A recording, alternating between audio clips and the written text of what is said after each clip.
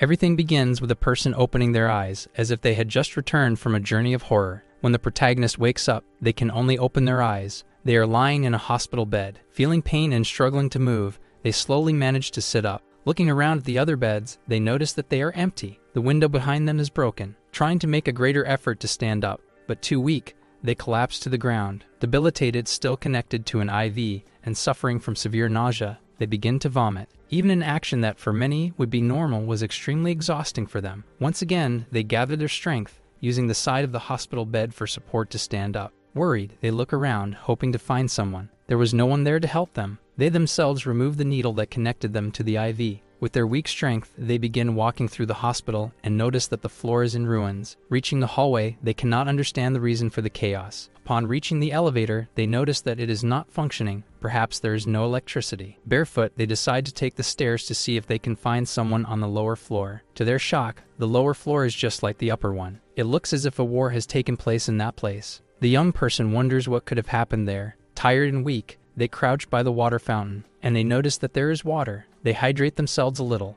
That's when something strange happens to them. It feels as if they sense the presence of someone nearby, but they begin to doubt themselves. Once again, they take the stairs, deciding to go back up to the floor where they had originally woken up. Checking through their belongings, they find their phone, but there is no signal. They look at the broken window and decide to check the city's condition from above. Agonized, they see that it is not just this building. The entire city is in complete chaos. Nothing seems to be working. The buildings are broken, cars are abandoned, and no one is seen on the streets. For a moment, this fills them with anger, not knowing what had happened. However, that presence from before catches their attention. Looking through the window, they see an elderly woman. She is walking while pushing a cart, accompanied by 2 dogs. That elderly woman struggles to push the cart along with her animals. She senses their presence and also looks in their direction. They, realizing they have been noticed, open their mouth to shout and call her attention, but after a moment of thought, they hold back. They do not know what has happened, but they know that their body is extremely weak. They fail to shout, and now they can barely stay on their feet. Weak, they collapse once again. They think about how they have no strength left in their body and wonder how long they have gone without eating. They begin searching the entire hospital, including the kitchen area, for something to eat. They find some vegetables that already seem spoiled, yet even so, their body does not accept them. They feel nauseous again and start vomiting. Weak, but for a moment, they think they hear someone. They start asking if anyone is there, if there is anyone who can help them. Still kneeling on the ground with a little bit of food in their hands, they try to eat again. They think that maybe a war had happened, and they have no idea what happened to their father, mother, or family. They have serious doubts about what transpired there. They do not even know how long they have been in that hospital. Their memories are vague, but they remember being in school and getting into trouble with some people. They remember being a target of bullying by some school bullies. They recall fighting with 2 of them, but then more and more appeared, which is how they ended up like this. They knew it was not very smart to mess with a school gang. They were just trying to survive all the harassment. They were coerced because they had failed to bring the money that would supposedly make the bullies leave them alone. They thought they should keep their head down because they could not fight them all. Deep down, they did not want to fight back, but the insults were more than they could bear. In their heart, they thought they should surrender, even if it meant begging for forgiveness. They knew they could not do much for themselves and should surrender as soon as possible. Not to mention, their leader was watching everything, and in his presence, the others became even more aggressive. And to their misfortune, it seemed that this time, they were determined to put an end to them. This protagonist was being beaten by 4 people at once. They were kicked, punched, and constantly struck in the ribs. They clenched their teeth as they endured countless blows, each strike landing with full force from all of them. And already near the protective railing, the protagonist of this story lost his balance, and unfortunately, he fell from a very high floor and woke up once again in a hospital bed. Very scared, his memories ended there, and he was determined to change the scenario. He got up and began changing his clothes, knowing that staying there wouldn't bring him anything. The length of his hair was already bothering him, a sign that he had spent too much time in the hospital, maybe half a year or more. He thought that he should first look for people, and to cover his long hair, he put on a cap. He wanted to find his family but didn't know if there were still police officers or guards around. Leaving the hospital center and starting to walk down the street, he had no idea where to begin his search. So he started walking aimlessly and noticed that every place was equally destroyed. He thought there wasn't even a single spot that had been left untouched. The streets had become deserted. Cars were stopped everywhere, as if a major traffic accident had occurred, and the scene was the same in every direction he looked. Approaching a vending machine, he noticed they had all already been looted by people searching for food. As he turned around,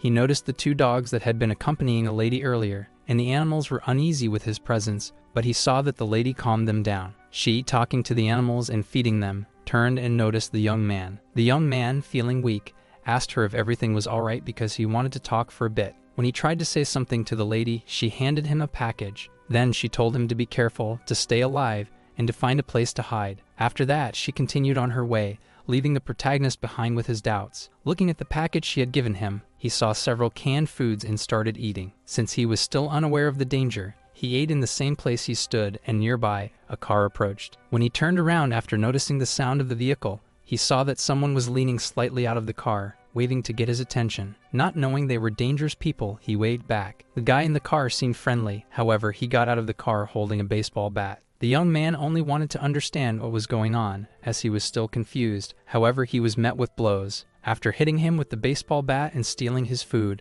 the man even mocked him, saying he didn't think people like him still existed. The lady and her dog saw everything from a distance. As destroyed as the city was, it wasn't completely deserted, and it seemed like it was being monitored from somewhere by unknown people. As if stepping out of a portal wearing futuristic clothes, someone appeared in the room and observed the hospital bed where the young man had been. Someone watching the city thought they needed to find the student records. The protagonist remembered that before, he had been quite confident that he was a smart student. He didn't want to go back to school in any way. The world had turned into chaos, but that might not be so bad. While the lady's animals licked his face, he thought that his face felt warm. Dazed, he asked what had happened, realizing he was in the lady's hideout. She told him she had seen him at the hospital, and asked if he knew what was going on. He asked if it was a war. The lady said he could call it that because the world had truly fallen into chaos. She commented that her pups were energetic and took a long time to trust anyone. The young man noted that they weren't very quiet. She explained that before they had been agitated. Now, not anymore. However, the dog Soja seemed to want to play a little with the young man. She wanted him to find a shelter, handed him a few things, and asked him to be careful. The young man wished she would come with him. However, she said her companion was out searching for food, and if he saw the young man there, he wouldn't be happy. Still, the young man, grateful, said he would return to repay her kindness. The lady said he had already repaid her,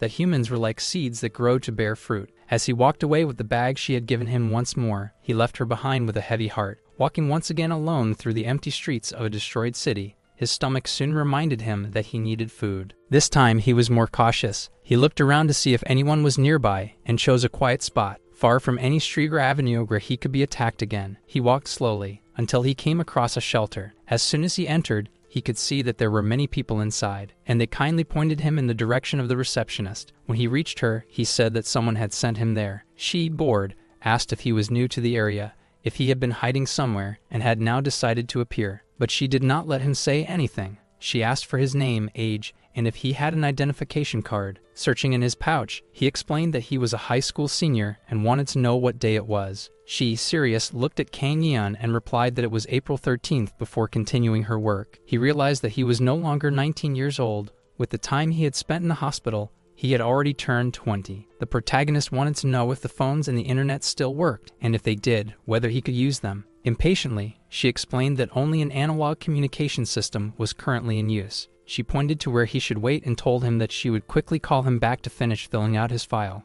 As he moved to the designated area, he saw many people, including some children, as well as babies and the elderly. It seemed that life was slowly returning to normal. After spending the night there in the morning, the national exercise routines, common in that country, began. The receptionist led the exercises, asking everyone to strengthen their muscles for when things returned to normal. After staying in the refugee shelter for a few weeks, the protagonist began to understand the current state of the world. The shelter provided the essentials for survival. It was a relatively safe place, and as far as he knew, society had not completely collapsed yet. Kang Yeon could tell that life was slowly resuming, and everyone there seemed hopeful. Some of the refugees tried to pass the time by playing games to distract themselves. A scientist attempted to explain what had happened in simple terms, asking them to imagine that a piece of candy was the Earth. The small planet was rotating around the sun, minding its business in the galaxy. But suddenly, something struck it. He even simplified it further for better understanding. Then he explained that, as everyone knew, the world had endured 34 hours of continuous earthquakes, something never seen before.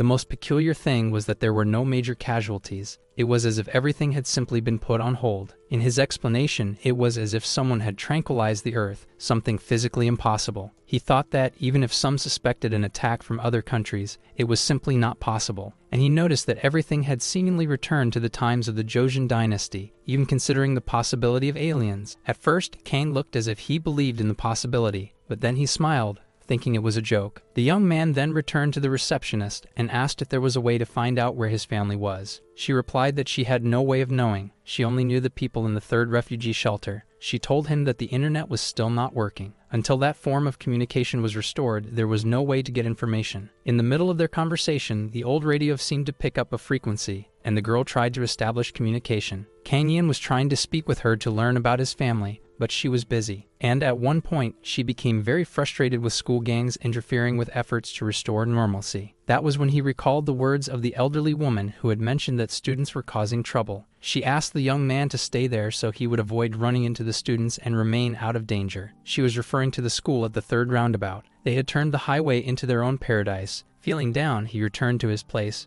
but as long as he did not know what had happened to his family, things would not be resolved, and he thought that the elderly would be safer there than out on the streets. Checking the supplies in his backpack and adjusting his cap, he left the shelter. He was going in search of the elderly woman who had been so kind to him, passing by some bicycles. Noting that they were still in good condition, he checked one and started using it to move around. A little further ahead, he noticed that some students were cornering the old man who accompanied the kind elderly woman. That old man, in turn, was holding a crowbar, trying to defend himself from the juvenile delinquents. Seeing that the man was trying to defend himself and that his animals were fierce, they thought he was crazy. The old man commanded his dog, Ravachevsky, to attack the aggressors. The dog, baring its teeth, growled to scare off the boys, who shouted that the old man was insane. The protagonist's eyes widened. He could hardly believe what he was seeing, and in the background, it seemed like he was being watched. Something futuristic appeared to be observing the scene, and in particular, observing Kang Yin. The boys who had been driven away by the old man and his dogs were recounting what had happened. Meanwhile, a young man was trying to eat a piece of steak. They recounted that everything was terrifying, that the man was completely insane, and that the dog had tried to bite them. The young man, who seemed to be the leader, tried to chew as much of the protein as he could, but it seemed difficult to digest. Annoyed by the result, the professor complained that it was tasteless and rubbery. The leader made it very clear that he was not a student at that school, but an adult. Still frustrated, he stated that all the teachers ate meat because of them and that, at the very least, he should be a good cook. The professor explained that he had prepared it exactly as before, and everyone had said it was good. The young man became irritated and threw the tray into the air. Grabbing the piece of protein, he forced the professor to eat it. Another member of the group with spiky red hair told the professor that he should have cooked it better. After teaching the professor a lesson in manners, their leader questioned why they had returned empty-handed. The young men insisted on telling the leader about the danger they faced when they tried to stand up to that old man. Seong-chun listened silently and calmly until he saw a video from one of them, something he shouldn't have known about since he wasn't there. Following his instincts, he jumped onto the table and asked the young man if he was saying that he should do all the hard work. Pointing his gun at him, he warned him not to relax after giving such a weak excuse. He asked if his subordinate understood the situation they were in. The world had turned into a battlefield. After listening, the red-haired young man gave his opinion. He ordered the other to go with him this time. While they argued, the professor, who had been forced to eat the protein, was still trembling with fear. Their leader placed his foot on the table, unconcerned, telling his companion to stop complaining. Moving on to another location, the young man, out of respect, called the elderly lady grandma and was worried about her. He said he had come back after spending some time at the shelter and thought the streets were too dangerous. They should both leave with him. Meanwhile, the protagonist looked to the side and noticed that the old man was upset with the students. Being polite, he called the old man grandpa and asked him to come with him to the shelter. However, the old man became irritated and asked who he was and who had given him permission to interfere. The elderly woman explained that he was the young man who, despite being a student, was a very good person. Quoting Plato, the old man said that reality was created by the mind, and therefore they could change their reality. He told the young man that a person could only live by what they believed in. The young man tried to make him understand. However, the elderly woman was distressed and asked the old man to take the cart to the basement. He knew things wouldn't be easy. He grabbed a crowbar and his two dogs, Soja and Rovashevsky. The kind old woman explained to the young man that her husband had been this way since the first time they tried to leave. Having been constantly harassed and threatened, her husband tried to do everything on his own. The young man noticed something and looked out the window. they realized that the troublemakers from before had returned. The elderly woman was very worried about her husband and asked what they were doing.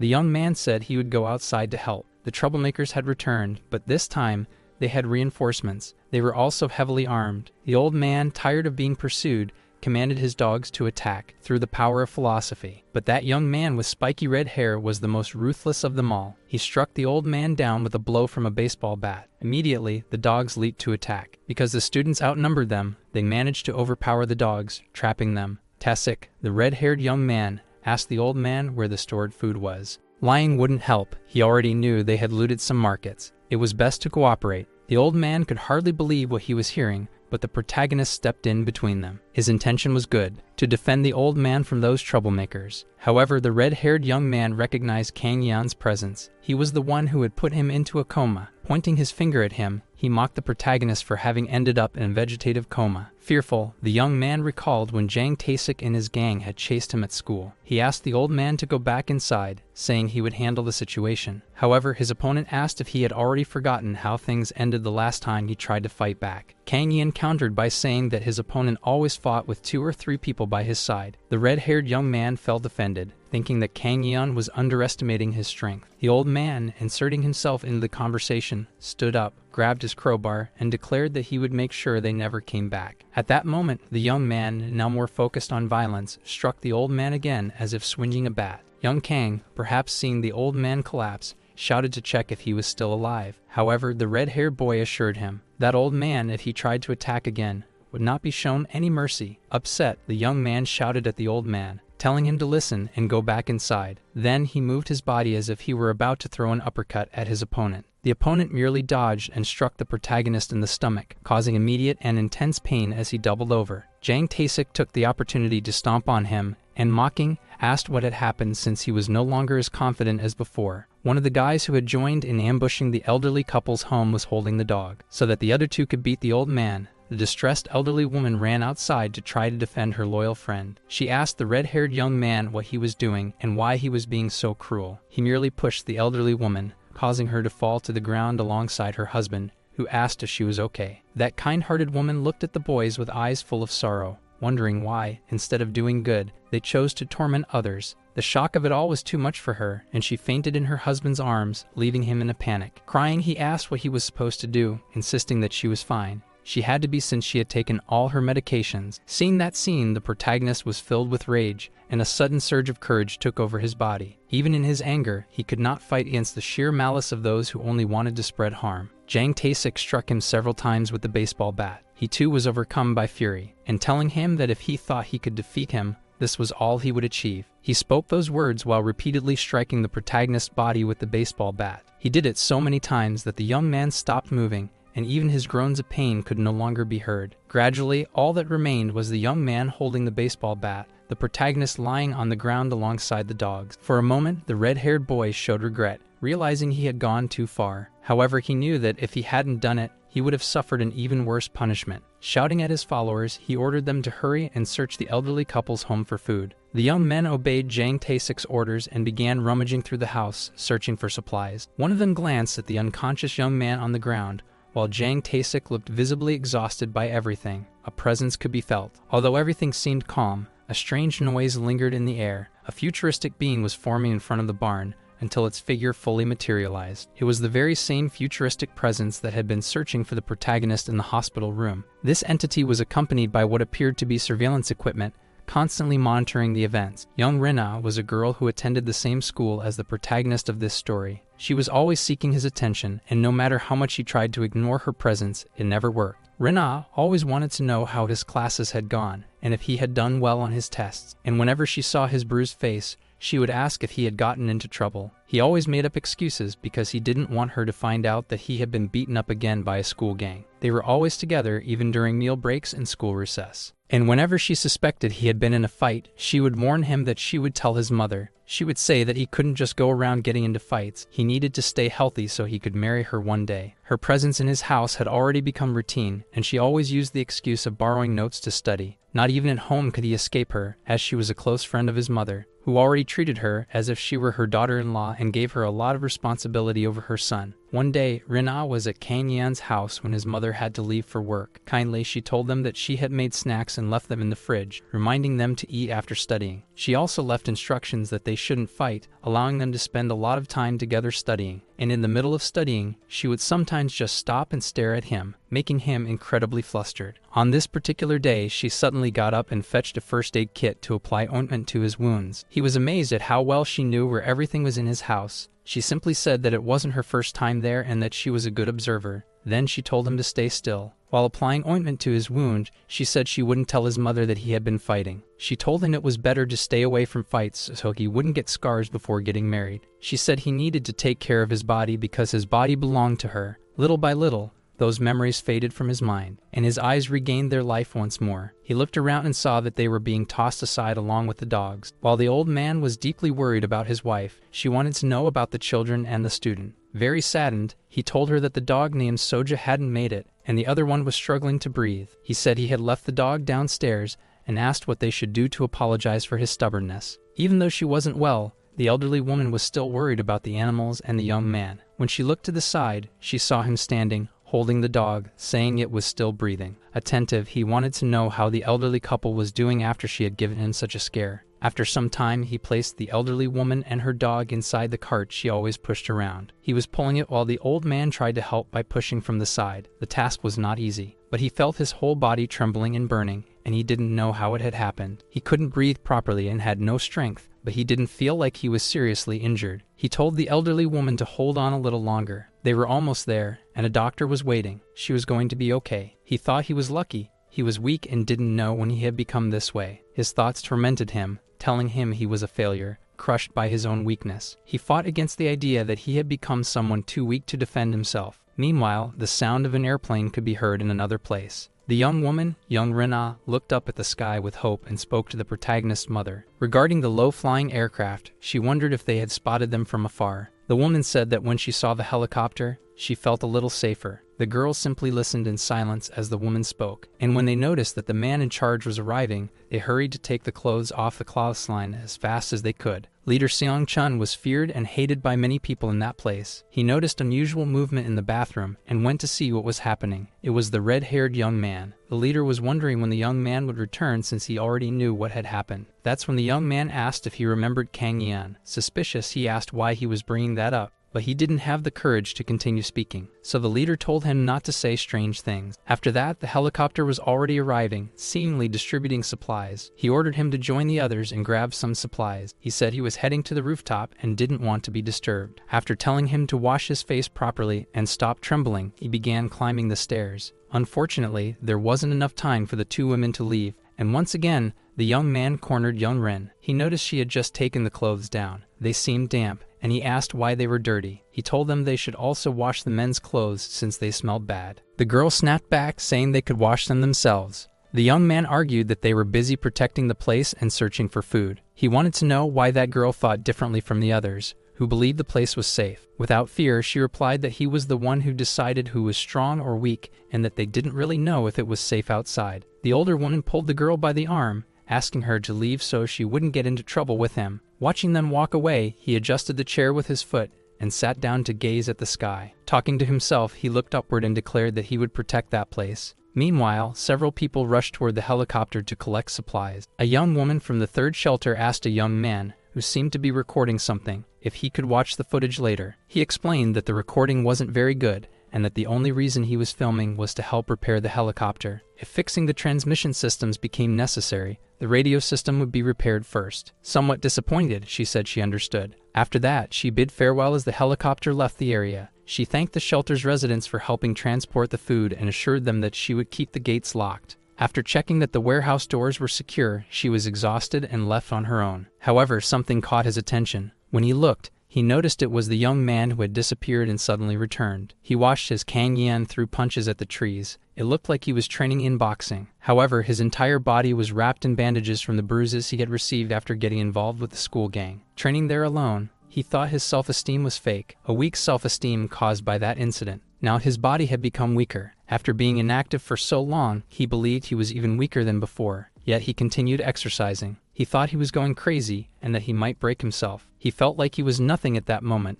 just as he had been before, deceiving himself into thinking he was strong. But when he realized that was a lie, he became afraid. That was the moment he had submitted to others. He landed a strike on the tree for every memory that embarrassed him. There was the day he fainted, standing on the edge of death. That day, too, he had been powerless. It didn't matter if the world had turned upside down, because he himself had become nothing. Beneath that tree, throwing punch after punch, those were the thoughts running through his mind, all while being observed by the shelter's receptionist, who thought he was losing his mind. My watcher was a young man sitting down, flipping through a book. He looked incredibly bored. That was when Kang approached him, politely asking if he was the head of security for Wang Chang. Since she had asked him to come there, he was now standing before him, and the two of them remained still, watching. The seated man asked Kang if he had gone back to seeing the kind of war that made him look so nauseous. He mentioned that he had seen the young man before, dragging that cart. At least now, he looked better than before. Kang Yan commented that he had come there to help with supplies, but had no idea what he was supposed to do. The seated man said it was just a way to pass the time, just like what he was doing. After speaking with the man,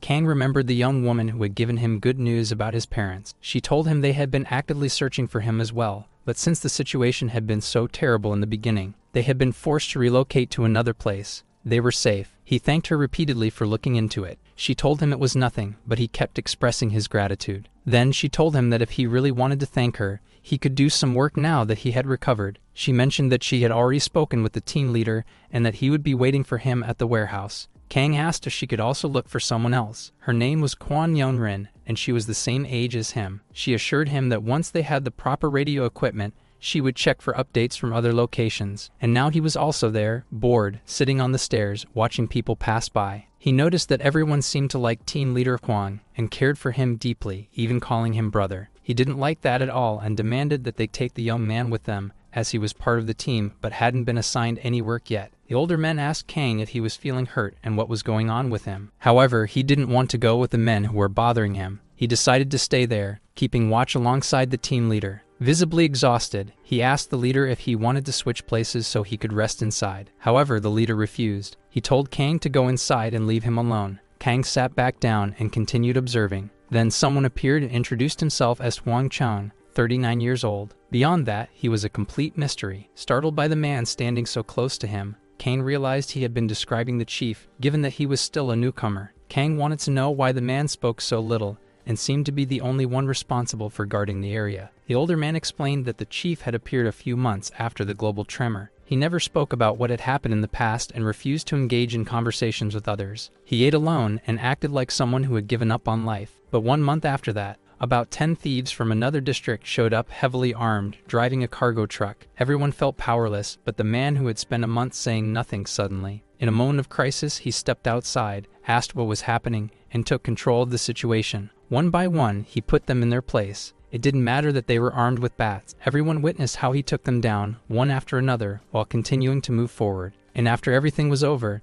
the commander tucked his shirt into his pants and said one thing. He told them they should at least pay for the food, and even after all this time, that hadn't changed. Then he continued telling the boy about the rumors. Everyone had their own theory about where that man had come from. Looking at the young man, he asked if there was anything in his story that had caught his attention. He said he wanted to write a story based on what had happened, but wasn't sure about the ending. Somewhere far away, someone was lying under a tree when another person approached. It was the red-haired young man calling out, questioning why, after days had passed since the helicopter arrived, the guy still hadn't done anything about it. He asked if he was expecting him to do the job for him. That's when the guy on the ground brought up the previous adventure, mentioning the elderly couple. The long-haired man lying on the ground, wearing a protective mask over his eyes, explained that the supplies were transported by an army and that he had to find the right moment. But the red-haired young man was already agitated and didn't want to wait any longer, shouting to get his attention. Jiang Mun-chan didn't like being disturbed and asked if the other had suddenly become an officer. Jang Tae-sik, despite being worked up and yelling at the guy lying down, couldn't get him to stand. Lifting his mask slightly, the man warned that if he got up, things would get ugly. He also wanted to know how long the red-haired young man planned to keep blocking the sunlight. Leaving their argument behind and returning to the shelter, the young protagonist wanted to check on everyone. The elderly couple he had brought to the shelter, he affectionately called them Grandpa and Grandma. He wanted to make sure they were okay. He told them he was going out to stand guard and would be back soon. Walking down the hallway, looking back, he saw one of the dogs following him and told it to go back and take care of Grandma. The dog didn't seem to understand why it couldn't come along, but in the end, the young man allowed it to follow him. Sitting on the steps, watching the head guard, he realized that after a few days, his emotions had settled. The turmoil within him had calmed down. The anger at being so weak was finally fading away. He looked at the woman who had taken on a motherly role for him and thought that things were okay. He wasn't sure what he could do. He figured he would live peacefully there for a while and later reunite with his family. He might even see his friend again, Yeon Rim, since she was probably with his parents. Thinking this way, he felt at ease. He was startled when Hwang Chang announced he was stepping away for 10 minutes and that the young man would be on watch. He said he understood and would do as he was told. Previously, he had always kept a close eye on everything. He constantly checked the doors and windows. Time passed, and he was not only growing bored but also feeling uneasy. He stopped for a moment to gaze at the sky. The moon seemed to capture his attention. That night, there were many bright stars, and he wondered if his mother could see them too. Maybe even his friend could see them as well, when something suddenly made his heart race. It was the sound of cars. When he turned his body to look, a truck speeding toward him nearly ran him over. The truck barreled forward at high speed, crashing into the gate and ripping off the chains and padlock. It all happened so fast that by the time he tried to get up, several people had already jumped out of a van and a truck. Stepping out of the smaller truck was the man who had been lying down earlier, still wearing his mask around his neck. He commented that everyone had moved quickly because they only had 2 minutes. He ordered them to start spraying fuel, and they even threw the liquid on Kang as well. It looked like they were forming a perimeter with the fuel. Gyang Mun Chan, expecting some kind of resistance, looked at the frozen young man and warned that things were about to heat up. As soon as the young troublemaker set the fire, all the protagonist could do was move out of the way to avoid getting burned. Outside the circle of fire, but still inside, the intruders were trying to break into the warehouse. They quickly began hauling out all the food that had been stored there for the shelter residents. There were many of them, and they were well organized. The young man, noticing that his clothes were soaked in fuel, decided to take off his jacket. After doing so, he lunged at one of the men who was carrying supplies. He knocked one of them to the ground, which immediately drew the attention of the others. He seemed desperate to stop at least one of them. However, luck wasn't on his side, and he was struck down by their leader, the long-haired man with the mask around his neck. Gyeong Mun looked at the fallen young man and asked if he wanted to be a hero. The young man on the ground begged them to return what they had taken. He wanted them to give everything back because it wasn't theirs, and he was struggling to get back on his feet. The leader of the young men, placing a hand on his head, said he didn't like it when people started acting like that. He told the young man to simply stay on the ground. However, the young man began making movements as if he wanted to fight. Gyeong Mun realized that he wouldn't understand, so he decided to teach him a lesson. He struck him severely, being trained in certain martial arts. He quickly threw the young man to the ground. He warned that if he moved even a single muscle, he would eliminate him right there without a second chance. One of the guys informed them that they had finished everything, and the leader gave the order to leave. And just as he was preparing to leave, he felt something pulling on his leg. Looking down, he saw who it was. It was that same loser, begging them not to take the supplies and to return them. However, he told him that it was already over. Gyeong Mun commented that the young man was persistent, but it was the perfect timing. He needed a test dummy. Reaching into his coat for something, he told him that he was about to feel something shocking, something he normally wouldn't experience. Before he could finish speaking, something was thrown at his head. It appeared to be a book. It caused a small cut on his forehead. Annoyed, he asked who had done that. The head of security spoke up, saying that it had been him, and began taking off his jacket, making his intentions clear. He then asked the protagonist if he really thought that the supplies were worth more than his life. Gyeong Mun noted that he had heard about this man before and knew he was aware of his fighting skills. That was when the security chief asked if he was willing to fight him over this. He attempted to use the same move he had used on the young man earlier, grabbing him by the collar, trying to slam him onto the ground. However, the head of security asked if he was using judo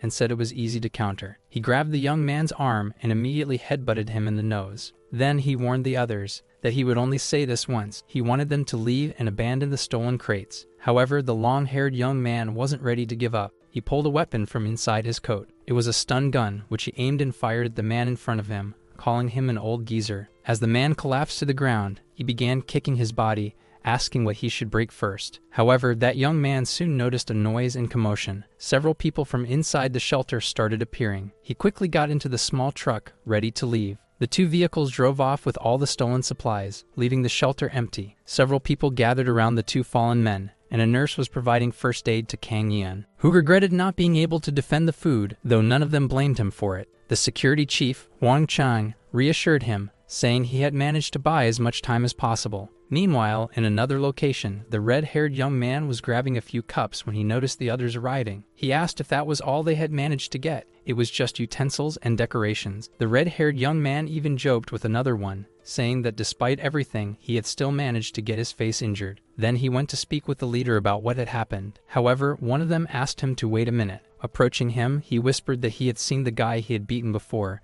and that it seemed he hadn't finished him off. The guy, shaking, swore that on that day he had ended his life with that crowbar. Back at the shelter, someone was explaining to Kang that, since they had been robbed before, this time they had filled the warehouse with fake supplies and stored the real food somewhere else. The shelter receptionist asked Chief Wang if he was okay and said no one had expected them to have a taser. They commented that the young men must have found it in a police station. The girl, satisfied, announced that the emergency news channel was finally back online. They asked if there was an announcement. She said it would be in 5 minutes, and they rushed to start the generator. The news reported that given the current situation, there were still very few citizens in need of first aid. And as supply helicopters flew overhead, they also captured distress signals from Ingan School, which was currently occupied by an armed group and had been filmed by 2 people calling for help. Kang Yin watched that broadcast with sadness and realized that the ones sending the distress signal were 2 familiar people. Very familiar to him, his mother and his best friend were waving at the helicopter, making a request. That scene seemed to intensify,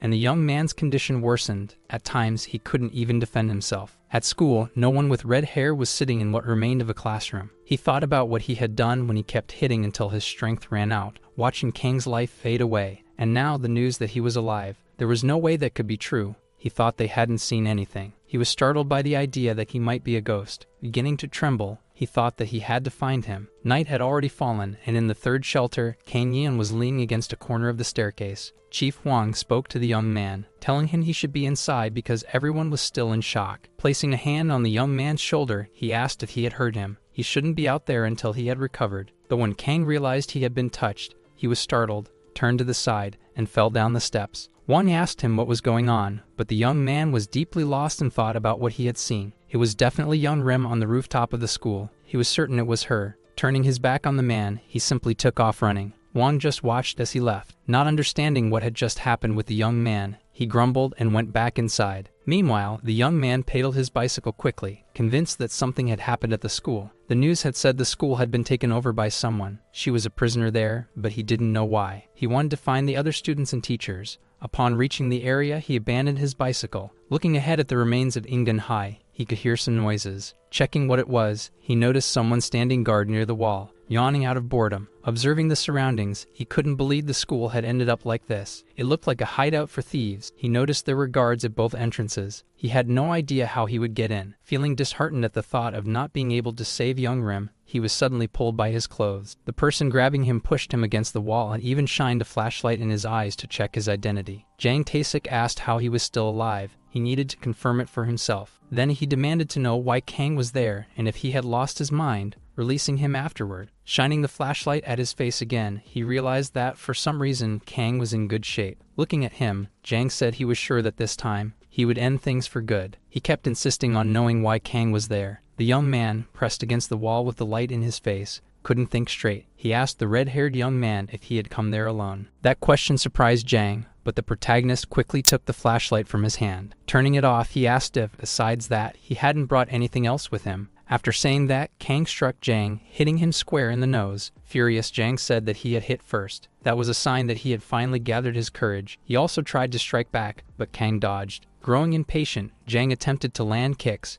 but they were blocked as well. He asked if Kang was insisting on dying, but somehow the protagonist managed to counterattack and knock the red-haired young man to the ground. He thought about how he no longer had the same body as before. His muscles had weakened, and his body was still fragile. That's when he realized he couldn't win with brute strength alone. He needed the right skills. The young man on the ground managed to land a kick on Kang's leg, followed by a heavy cross punch. Knocking him back, Jang spoke into his communicator, saying Kang was finished. He called for the guards nearby. He reported that he was at the end of the street, by the back gate, but as he spoke, he was struck again. His transmitter fell to the ground, and the protagonist stepped on it, keeping his foot firmly in place. Immediately after, Kang showed courage by striking Jang multiple times, catching him off guard. After being thrown to the ground, Jang continued to take hits until, at one point, he called out the protagonist's name. Grabbing the red-haired young man by the collar, Kane demanded to know what had happened at the school. Meanwhile, inside the school, someone was lighting a candle. Young Rim's roommate asked where she was going. She said she was going for a walk, but the woman told her not to. If she was seen, there could be trouble. But young Rim didn't see a problem since they weren't prisoners, so she took the candle and walked through the corridors. Hearing a noise, she looked out the window and saw several people gathered on the ground. She wondered if everyone was really okay with this, and if they were willing to remain in the school. Just because the world had changed, that couldn't be the case. She thought that, at the very least, she should know what was happening in the rest of the world. When a guard shone a flashlight near her, he asked where she was going. She asked if she was being spied on, but he told her that she was only being protected. He explained that the others agreed with this, and she asked about those who didn't agree. It was amusing to see that the world outside was dangerous, yet she had no way of knowing because they wouldn't let her leave. Feeling deeply sad, as if she wasn't even in her own body, she stated that she had seen terrible things, not just him, but the whole world had. She said they needed a system to survive, that rules were necessary. She was certain that power had gone to their heads. Even so, she was determined to leave. However, the young man grabbed her arm, calling her by name. Annoyed, she slapped him across the face and told him not to touch her. She asked who had given him authority over her. She added that, from what she had seen, all they wanted was to build a kingdom and rule over them. At that moment, she heard Jang Tae-sik's voice over the radio, requesting reinforcements, saying he was at the end of the street, near the back gate. She asked if he was going to help. He replied that it wasn't his job to do that. His job was simply to guard that corridor and tell her to go back to sleep. Meanwhile, outside, the fight was unfolding. The two young men seemed evenly matched as they exchanged blows, but seeing an opportunity to finish him off, Jang Tae-sik picked up a fallen brick from the ground and, swinging upward, struck the young man's head several times, saying he wanted him to stop living. Kang, blocking the blows with both hands wrapped around his head, thought that his body still felt indifferent. Even so, he lunged at the young man, grabbing him around the waist and throwing him to the ground again. He thought he could see the movements and knew how to counter, but his body did nothing. Summoning his willpower, he warned that if it was against Jang Tae-sik, he would fight back, even with his broken body. And in a fit of rage, he managed to land another cross punch to his opponent's face. However, both of them collapsed to the ground, exhausted. Moments later, as the protagonist stood up, he told the young man to recover quickly, and asked what was happening, but when he looked to the side, the young man was still lying on the ground, and beside him, someone enormous appeared, asking who this guy was. When Kang looked up, he realized it was Min Do-won, someone he recognized. He was startled, and asked if he was from the same school, as he was sure he had seen that face somewhere before. Inside the school, young Ren, after unsuccessfully trying to leave and failing, returned to the hallway, thinking that she couldn't just stand there, while she didn't know what had happened to the rest of the world. She believed that even if she had to persuade the others, she would find a way out. Then, someone grabbed her hand. Startled, she looked and saw that it was her teacher, calling her over along with other people. They pleaded with her not to do it. They said the world outside was terrifying, and that it was safer inside the school. They said their friends were protecting them, but they all had the same look, empty bodies, devoid of life. Outside, Kang, after dealing with the red-haired young man, was now being brutally beaten by Min Do-won, who had strength far beyond normal. For him, it was easy to hit a weakened opponent like Kang. The protagonist thought that he couldn't possibly fight against this guy, but he still charged at him every time. Despite being struck multiple times, he refused to give up and endured blow after blow. And no matter how hard he tried, he felt that he couldn't win, while the tall young man continued advancing toward him, saying that he was really good at getting beaten up, but Kang kept thinking about his friend inside the school. Even though his opponent was extremely strong, he still hadn't given up, and as he tried to stand up again, he heard a voice inside his head, asking what he was doing in a fight he couldn't possibly win. Min Do-won suddenly remembered where he had seen him before, but as the protagonist prepared to get up, he seemed to notice the presence of someone else, and thought to himself that this was the end. Looking up, he realized that Min Do-won had also heard the sound. Seeing his opponent distracted, Kang seized the chance to run. When Min Do-won noticed, he shouted for him to come back, but it was too late. Kang had already gained some distance. As he ran, he kept thinking about what was happening, convinced that he had truly lost his mind. Trying to push the thought aside for a second, he grabbed a bicycle from the marketplace to make his escape. Pedaling as fast as he could, he knew he couldn't do anything about the situation for now, but he would return once he was ready. But as he pedaled, something happened, and when he looked back, he couldn't avoid what was in front of him. He ended up falling off the bicycle. Still on the ground, trying to get up, he was sweating and coughing heavily. Looking ahead, something in the distance seemed too unbelievable. Even though he was staring at it, he couldn't comprehend what it was. It looked like a futuristic being, floating and seemingly armed. He also couldn't see its face, as it wore some kind of helmet. The being also appeared to have a tail, something beyond anything the protagonist could have imagined. As hard as it was to believe, something surreal stood right in front of him, and that being asked if he was receiving the communication feed. Not knowing what that meant, he asked what it was. He was told that it was Observation Unit 19. These occurrences had taken place despite it being considered an inappropriate complex organism. Kang Yin, terrified, tried to say he had no idea what the being was talking about. However, the observation procedure was being terminated, and a bright light shot toward him, knocking him to the ground while the floating entity emitted light. Had Ingun high, while standing guard outside, he despised the boys who were inside. It practically had a banquet, enough food to feed many people. The leader told Jion Mun-chan that things like this happened, and he just needed to pay more attention next time. Their table talk was filled with curses and insults, with Inchi mocking Jion Mun. The boss defended him, saying he had done well up to that point and that they should stop bothering him over one mistake. He then ordered the guy from the lab to fetch another box of kimchi and more water. The red-haired guy told him to hurry up, and warned him not to even think about stealing anything from the storage. The leader noticed his face was bruised. That's when he said he had fought 3 people at once, but it was nothing worth mentioning. He added that if he looked bad, he couldn't imagine how the others had ended up. Inchi Young also started provoking him. The poor guy who had just delivered the water couldn't hold back a slight smile, and was immediately scolded. Min Do Won wanted to know how things were outside, as many teachers and students were happy. Others were curious about the situation, thinking that maybe it wasn't so dangerous outside since they had seen the helicopter. Even though their boss was difficult to deal with, he seemed sad when recalling what had happened when the world collapsed. He said they were key players in all of this, protecting and controlling that place. Jang Tae-sik, seeing that there was nothing more to discuss, announced that he was leaving and stepped outside. Right in front of him stood the lab guy, the one who wore glasses. The young man asked if he needed anything. Showing his dominance, Jang grabbed him by the hair and pressed a fork against his cheek to assert control. He asked if the boy thought he was some kind of clown there to entertain others. But then, their leader, Seong Chun, appeared outside and asked what he was doing. He scolded the red-haired young man, reminding him that they had few workers, and told the lab assistant to stay alert. After Seong Chun left, the red-haired young man showed no respect. Irritated, he struck the assistant, making sure he stayed in line. He made it clear that an executive of this operation could not be treated as a joke. Once again, he kicked the young man and asked if Jang Tae-sik seemed funny now. A short time later, the young assistant was on his knees before the red-haired man, pleading for forgiveness. Meanwhile, the situation at the third shelter was different. Things seemed calm and organized. People remained communicative despite everything. They seemed hopeful and supportive of one another. They told Chief Huang that they had always taken good care of the person who had been outside protecting them. And as soon as he took his post, the dog approached him, seemingly trying to get his attention. As if wanting Huang to follow him,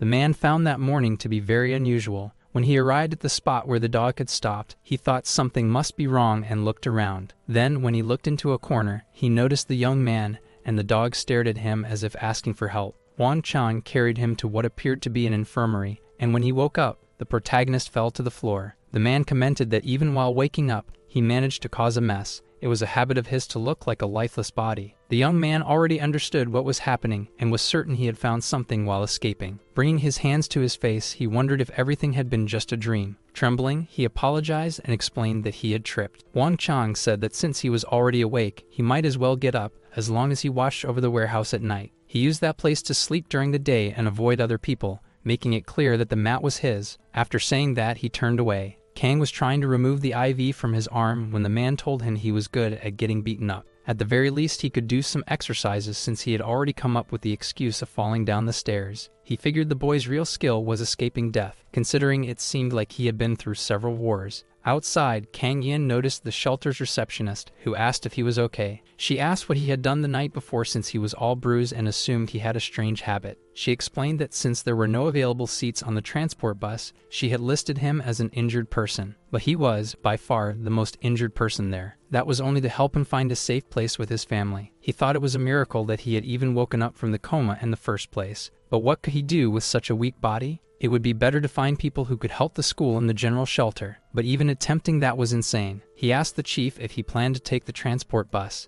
The chief replied that he wasn't injured. He had already agreed to stay there until everyone was taken out of the danger zone. With a sad and empty look, like the others, he said that given the state of the world, it was better to stay there, especially since he had no family. Hearing that, Kang felt embarrassed by his own comment. Even when he lay down, he couldn't sleep. He kept thinking about young Ren, trapped in the school with dangerous people. He knew the school gang had likely taken control, and their leader was Tang Sung Chun. When morning came, he started running, feeling like he was losing his mind. There was a rage inside him, making his blood boil with every step. Even after running for a long time, it didn't subside. Sitting down to eat, he kept thinking about how much he wanted revenge. He was deeply troubled. There were so many emotions swirling inside him that he couldn't even name them. He exercised to the point of losing control. He tried to suppress the impulse within him. He thought there was nothing he could do for now. Wang Chang occasionally passed by and observed the young man, who was once again punching a tree. When it was time to leave, a crowd was waiting outside to be transported. The shelter representative spoke through a megaphone,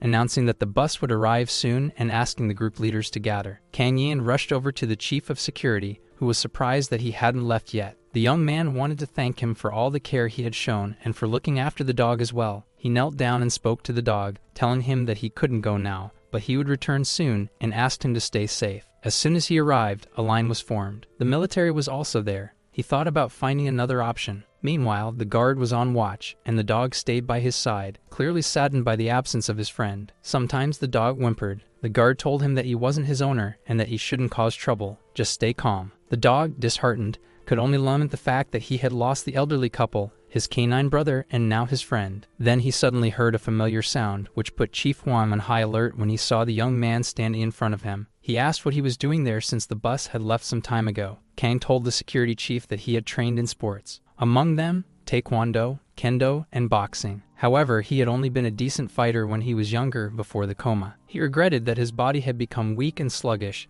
despite his hard training to return to his former shape. Wang paused, looked at him, and asked what his point was. Kang explained that he wanted him to teach him how to fight. The story shifts back a few months, to a random afternoon around 5:45 p.m. Someone commented that it looked like it would rain, but instead it was just cloudy. The world seemed peaceful. People were enjoying themselves, walking their dogs, and chatting with friends. Everything felt normal. A young man delivering a package still had the parcel in his hands. In the background, a fight broke out at a small bar. Life was simply moving forward. Those people were just fighting. The city was intact, and the sky was still blue. Teachers were respected and could work in peace. At the end of the day, someone was locking up the laboratory. They walked calmly down the hallway until something caught their eye. A small spider web in the corner. The dirt was irritating. Even so, they looked around, and he noticed a mess in the classroom. They were at the computers, looking at memories from past years. The student young Ren was helping the teacher, as she had just gone out to get food for him. That teacher was worried because her grades had dropped significantly ever since her friend had gotten hurt, but she said she still had hope that he would wake up soon. He told her that if anything was bothering her, she could talk to him. With a smile, he told her she could consider him a father,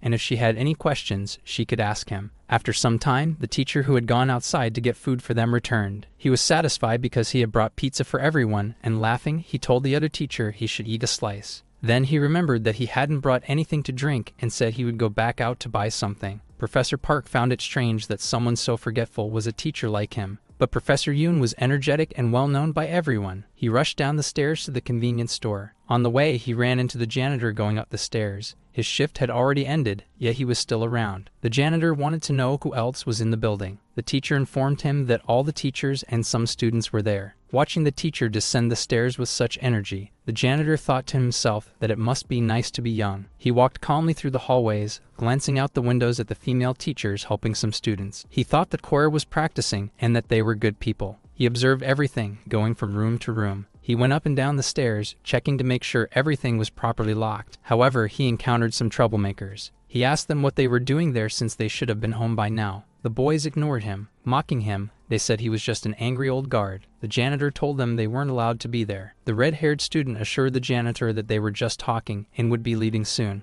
The students looked defiant, as if they were trying to challenge the janitor. One of them seemed particularly influential. He told the janitor that he should go tell his father that he had interrupted his conversation with his friends. Annoyed, the old man told them to hurry up and not to smoke since the building would be closing soon. Jang Taestek, pleased, praised the young man for being the son of a politician and having a lot of influence. However, they weren't there alone.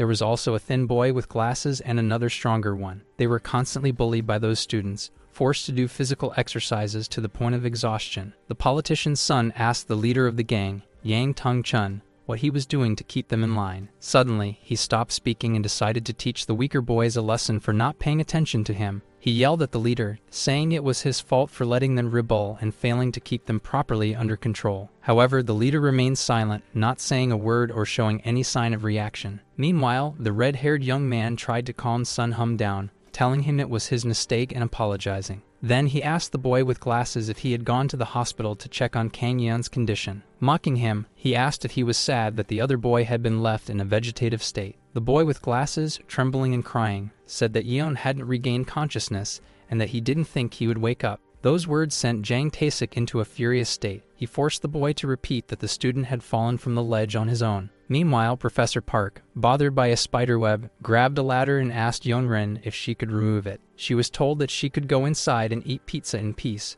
but first she wanted to change clothes, since she was wearing a skirt. But the teacher said there was no need and that she was wasting time. The teacher reminded her of what he had said earlier, that she should see him as a father. He quickly climbed the ladder and removed the web. Placing a hand on her arm, he told her everything was fine and that she could trust him. But when Professor Yoon arrived and saw the scene, he became furious at Professor Park. Shocked, Park asked the girl to tell the professor that he hadn't done anything inappropriate to either of them. Professor Yoon, usually a calm man, lost his temper. He removed Park's hand from the girl and warned him that if he touched her again, he wouldn't hesitate to break his hand. However, Professor Park claimed he was innocent and that Yoon had misunderstood. And suddenly, everything started shaking. They felt the first tremors of an earthquake beginning. The boys in the basement, who were gathered in a group, also felt the shaking and realized it was an earthquake. People in the park felt the intense tremors and knew something was wrong, but the situation only worsened. The people fighting in the bar and the police trying to break it up also felt the strong tremors. Suddenly, the tremors intensified, turning into high-magnitude earthquakes. Everyone watched as the city began to collapse, and by 6-8 p.m., people were already terrified of what might happen. Various unidentified systems, seemingly not from that time, appeared highly futuristic. They hovered over large parts of the country, and the earthquakes continued, leaving people in absolute terror. Those flying artifacts, which closely resembled alien ships, began bombarding everything. Nothing seemed destined to remain intact. Everyone who witnessed it was struck with overwhelming fear. The students at Ingden School felt like the world was falling apart, and the students in the basement even spotted a strange object. The leader of the place and one of his subordinates were descending a staircase, and as they did, he asked Professor Cho Kyun how the night shift had been and if he was tired. The professor replied that he was only doing what was instructed. Satisfied, the two continued down the stairs, telling him to keep up the good work. The professor, his head down, thought about how this was the gang that controlled the school. He believed that if it weren't for that incident, no one would have dared to challenge their group. He recalled that it had just been another ordinary day, and that he had been training to prevent an outburst of rage. In the locker room, he remembered his student as he looked at his uniform, and at the back of the locker, a photo of the three of them. He thought that if Kang Yeon truly wanted to recover, he shouldn't waste any more time and should visit him soon. As he was leaving through the back door, a group of troublemakers called out his name. When he turned around, they asked if he was going home and made a few jokes that he found pathetic. He couldn't believe his student had lost to those people. There was a good chance they were responsible. That was what he was thinking when everything suddenly began to shake. He felt violent tremors, as if the sky itself was collapsing. Then he noticed something unusual being launched toward the school, but he couldn't explain what it was. His eyes went blank the moment he caught sight of the unidentified object. Looking to the side, he saw that the janitor was also struggling to stay steady due to the tremors. The professor ran over to the older man and asked if he was okay. The janitor was still disoriented. He told him they needed to leave, but the janitor refused, insisting that there were still students inside the building. The professor said nothing. He simply left the man there and ran off to find the students. At the troublemakers' gathering spot, a strange object appeared, and from it emerged something unfamiliar. It looked like a robot, but it was eerily intelligent and sinister. The sight of it left everyone in shock. They immediately decided to run. Those strange beings made noises as if trying to communicate with them. Meanwhile, the professor rushed toward the students, trying to protect them. He urged them to leave immediately, because it was too dangerous to stay. At the same time, Professor Yoon instructed his student, Young-ren, to hide under a table. Professor Park commented that these couldn't just be earthquakes. Earthquakes didn't shake and vibrate the ground like this. The three of them were determined to get out of there and started running, searching for an exit. The frightened professor reached the others and asked if they were okay. He was especially worried about Professor Kang. Meanwhile, the delinquent students, all armed with whatever they could find, rushed out in a panic. However, they soon realized they couldn't leave through the front doors because the ceiling had collapsed. That was when they had the idea to try the back entrance. They asked what they would do if the back door was also blocked. As the delinquent students, teachers, and other students met, they were informed about the front doors being inaccessible. Then the professor mentioned that the back door was clear since he had just passed through it to leave.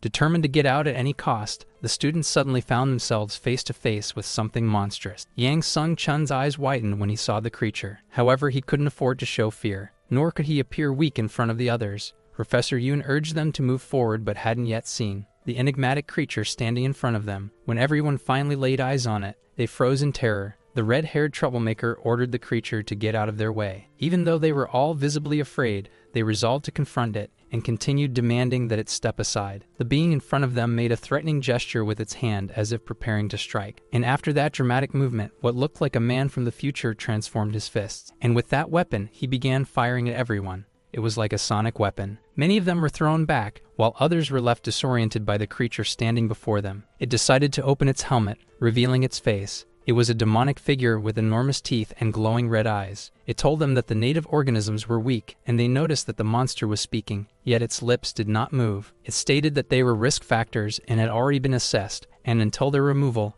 they would follow its instructions. The monster also mentioned that despite their weakness, it acknowledged that they possessed a certain level of intelligence. As the monster threatened everyone there, Yang Sung-chun did not hesitate to protect what was his. Armed with a shovel, he drove it into the neck of the strange being, as it was the only vulnerable spot. He had realized this after seeing the creature remove its helmet to instill fear in people. As a leader, he shouted for all his subordinates to attack the monster at once. The order was clear, no mercy, as the monster was only talking to stall and hurt them. Even so, the monster managed to fire a laser into Yang Sung-chun's stomach, but it wasn't enough. It wasn't enough to defeat him, much less to break his determination to destroy the monster. With uncontrollable rage, the student continued to strike the creature, which had already fallen. The other students and teachers could only stand together and watch in fear, too terrified to act, while normal people, such as the teachers and some students, were left shaken. That group of troublemaking students, from that moment on, became the ones in control of the place. At the shelter, the protagonist wanted Chief Huang Chang to teach him how to fight. However, he wondered if this was just so he could go back to school and pick a fight with the guys who had stolen from them. Huang responded that yes, he was going to the school, but not for no reason. The man said the reason was revenge, but he also didn't care about anything he said and had no intention of teaching him. He made it clear that he hated doing inconvenient things, especially getting involved with other people, and now he was being asked to do both. He concluded that the young man wouldn't give up, no matter how many times he refused, and he didn't want to be bothered. For that reason, after thinking it over, he decided to give him 10 minutes of his time, but only if he could knock him down. He warned that he wouldn't go too hard on him, but if he failed after 10 minutes, he should get on the next bus and leave. Kang thought about his words, clenching his fists and getting into a fighting stance. He said he would give it his best shot. With only 10 minutes, he immediately started trying to mimic the moves in front of him without overanalyzing them. The man who was supposed to train him simply dodged, noticing how slow he was, and then countered with a kick. As the young man bent over in pain from the blow to his abdomen, the man followed up with a kick to his face. Looking down at the young man on the ground, Wang Chang told him he was slow, like a slug. He asked why he was so concerned about the state of the world, as if he were the only one with problems. He had heard that Kang was searching for his family, so he should go peacefully and see for himself. At that moment, as he closed his eyes, it was as if the story of his life was unfolding before him. His mother and uncle had arrived desperately at the place where he was hospitalized in a coma, but they were stopped at the entrance. The police refused to let them in, even as his mother pleaded that her son was inside. Desperate, she demanded to know what had happened to Yeon and insisted on seeing him. The protagonist's uncle, calling his sister-in-law by name, listened as the guards stated that it was a crisis, that they were authorized to use force for their own safety, and he fell silent for a moment. Then he suddenly ran forward, telling his sister-in-law to wait. He would find his nephew first. Even as firefighters and police officers tried to stop him from entering the building, he didn't hesitate and kept running. The building was unstable, and tremors shook it constantly, but despite the warnings, he kept going. He ran as fast as he could, but unfortunately, a piece of the ceiling collapsed on his head, knocking him unconscious instantly. When they managed to retrieve him, he had a head injury but still struggled to move forward to find his nephew. More unknown artillery was being fired at various buildings, and Ingen High had been hit. The two boys who had been bullied and used as errand boys were hiding, and when they saw an object crash nearby, they ran away as fast as they could, terrified. The taller boy with blonde hair called out for Homyoung to wait for him, and the two of them rushed up the stairs. Suddenly, the smaller boy with glasses stopped behind the blonde-haired one and asked why he had stopped. Then he was standing in front of that group of rowdy students and the decapitated monster on the ground. Also on the ground, next to the monster, was Yang Tong-chun, who had been wounded in the abdomen. Currently, he walked through the corridor with his shirt open, revealing a large scar. As he passed through that corridor, he asked Homyoung, calling him a laborer, if he had seen Jang Tae-sik, and he said that when he did, he should order him to see him immediately in the office. He paused for a moment and, looking back, saw their leader leaving and decided to stop for a moment. However, he was noticed by the leader, who ordered him to stop standing around and get to work. Meanwhile, in Shelter No. 3, the dog Soja watched sadly as his friend Kang Yeon was beaten without being able to fight back. It made no sense, as he was trying to resist Hwang Chang and kept getting struck down, returning to the ground. The man then said it was clear he practiced combat sports because of his posture, which was quite decent. His movements were organized, but he wanted to know why he was still so determined to enter the school. Kang Yeon, after falling, got up again, determined, saying that the 10 minutes weren't up yet. He kept trying to land a hit, but the man always dodged. This time he was grabbed by the neck, and after that he received an uppercut, falling to the ground once more. Wang said he didn't understand why he kept going. He couldn't possibly want to learn the techniques that badly. He asked if the boy wanted him to teach him how to fight to win, but he was treating it like a game. Kang got up again and charged at Boss Wang, but Wang simply commented that the boy was too weak. He exposed his body, which had many blind spots. Saying this, he landed another kick to his abdomen. Holding him in a headlock, he pointed out that he wasn't strong enough and wasn't fast either. He said there was no need to get too close to strike and asked what he would do if the opposite were true. Once again, the boy hit the ground. The man said he should combine his size with the rules of sports. However, in real fights, it was very different. Opponents would be faster, stronger, and use tricks. Most of the time, dirty moves and deceitful tactics. How did he expect to win by continuing like this? Still on the ground, Kang Yeon said that was exactly why he needed him to be his master. Determined to end the lesson, the man said there was no reason to teach a brat who treated fighting like a sport. Turning his back on him, he said he hoped he would stop being a nuisance from then on. Once more, the protagonist got up from the ground,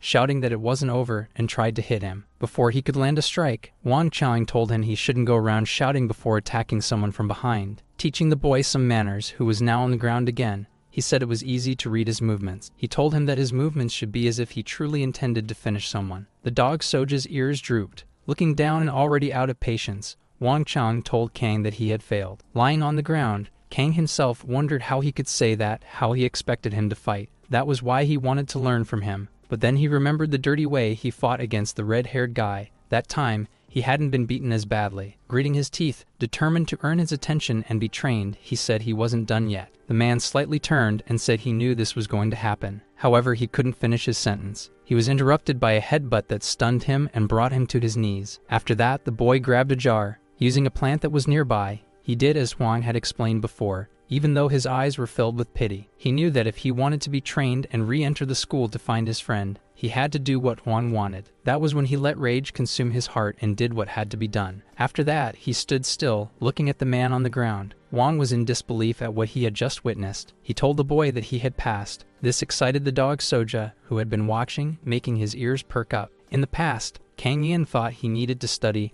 and was beginning to think more objectively, because when he was an athlete with decent skill, he had never been the best. He tried many different things, but was always just a decent participant. He wasn't sure whether he should continue or not. Inside the bus, he thought that things could be different. He would soon become an adult. Then a message arrived on his phone. Young Rin was worried and wanted to quit the training. Later, when he was already in school, he heard one or two insults from Jang Tae-sik. He heard people saying that the new kid had tried to fight the senior, but he didn't pay attention to that matter. In the bathroom, he found the whole situation regrettable, and when he heard a noise, he went to check. It was Hum Yang sitting on the floor and dirty. That was how he always ended up when the games were over. Kang looked at the boy and asked if he was okay. He just ran away. At that moment, the protagonist thought he had no right to interfere and just wanted to ignore it. A new teacher had arrived, Yoon Ji-hoo, assigned as a guide but also teaching English. He asked everyone to get along and to strive to be kind to each other. Kang, looking around, noticed who his classmates would be. Jang Tae-sik and also the boy he always bullied. Even so, he thought he should just get along with the rest of the class and ignore that situation. He believed that was all he had to do. Every time he passed through the hallways, there were Jang Taesik and the other two, and he always walked past without paying attention to what was happening to the boys who were being targeted. When class ended, he did what he always did, went to his notebook to write down the lesson. And even after class ended, seeing that those two still hadn't done anything, the red-haired boy was still there. In truth, he thought they were all pathetic, including the ones being bullied for not fighting back. Good morning. When he returned home, his uncle was there and brought some pastries for them to eat together. His uncle talked about the renovation at the gym and said he wouldn't be able to go there for a few days. The boy said he was thinking of taking a break anyway since it was exam season. The conversation was pleasant, and his uncle said the boy reminded him of his father. It all started when he wanted to know if his uncle used to work out when he was younger. He soon realized that the boy actually wanted to know what he was like back then. Kang was more specific and asked if he used to pick on weaker people. His uncle clearly disapproved of that kind of behavior. He said he worked out to get stronger, not to beat up the weak. When his aunt wanted to know what her husband was like in the past,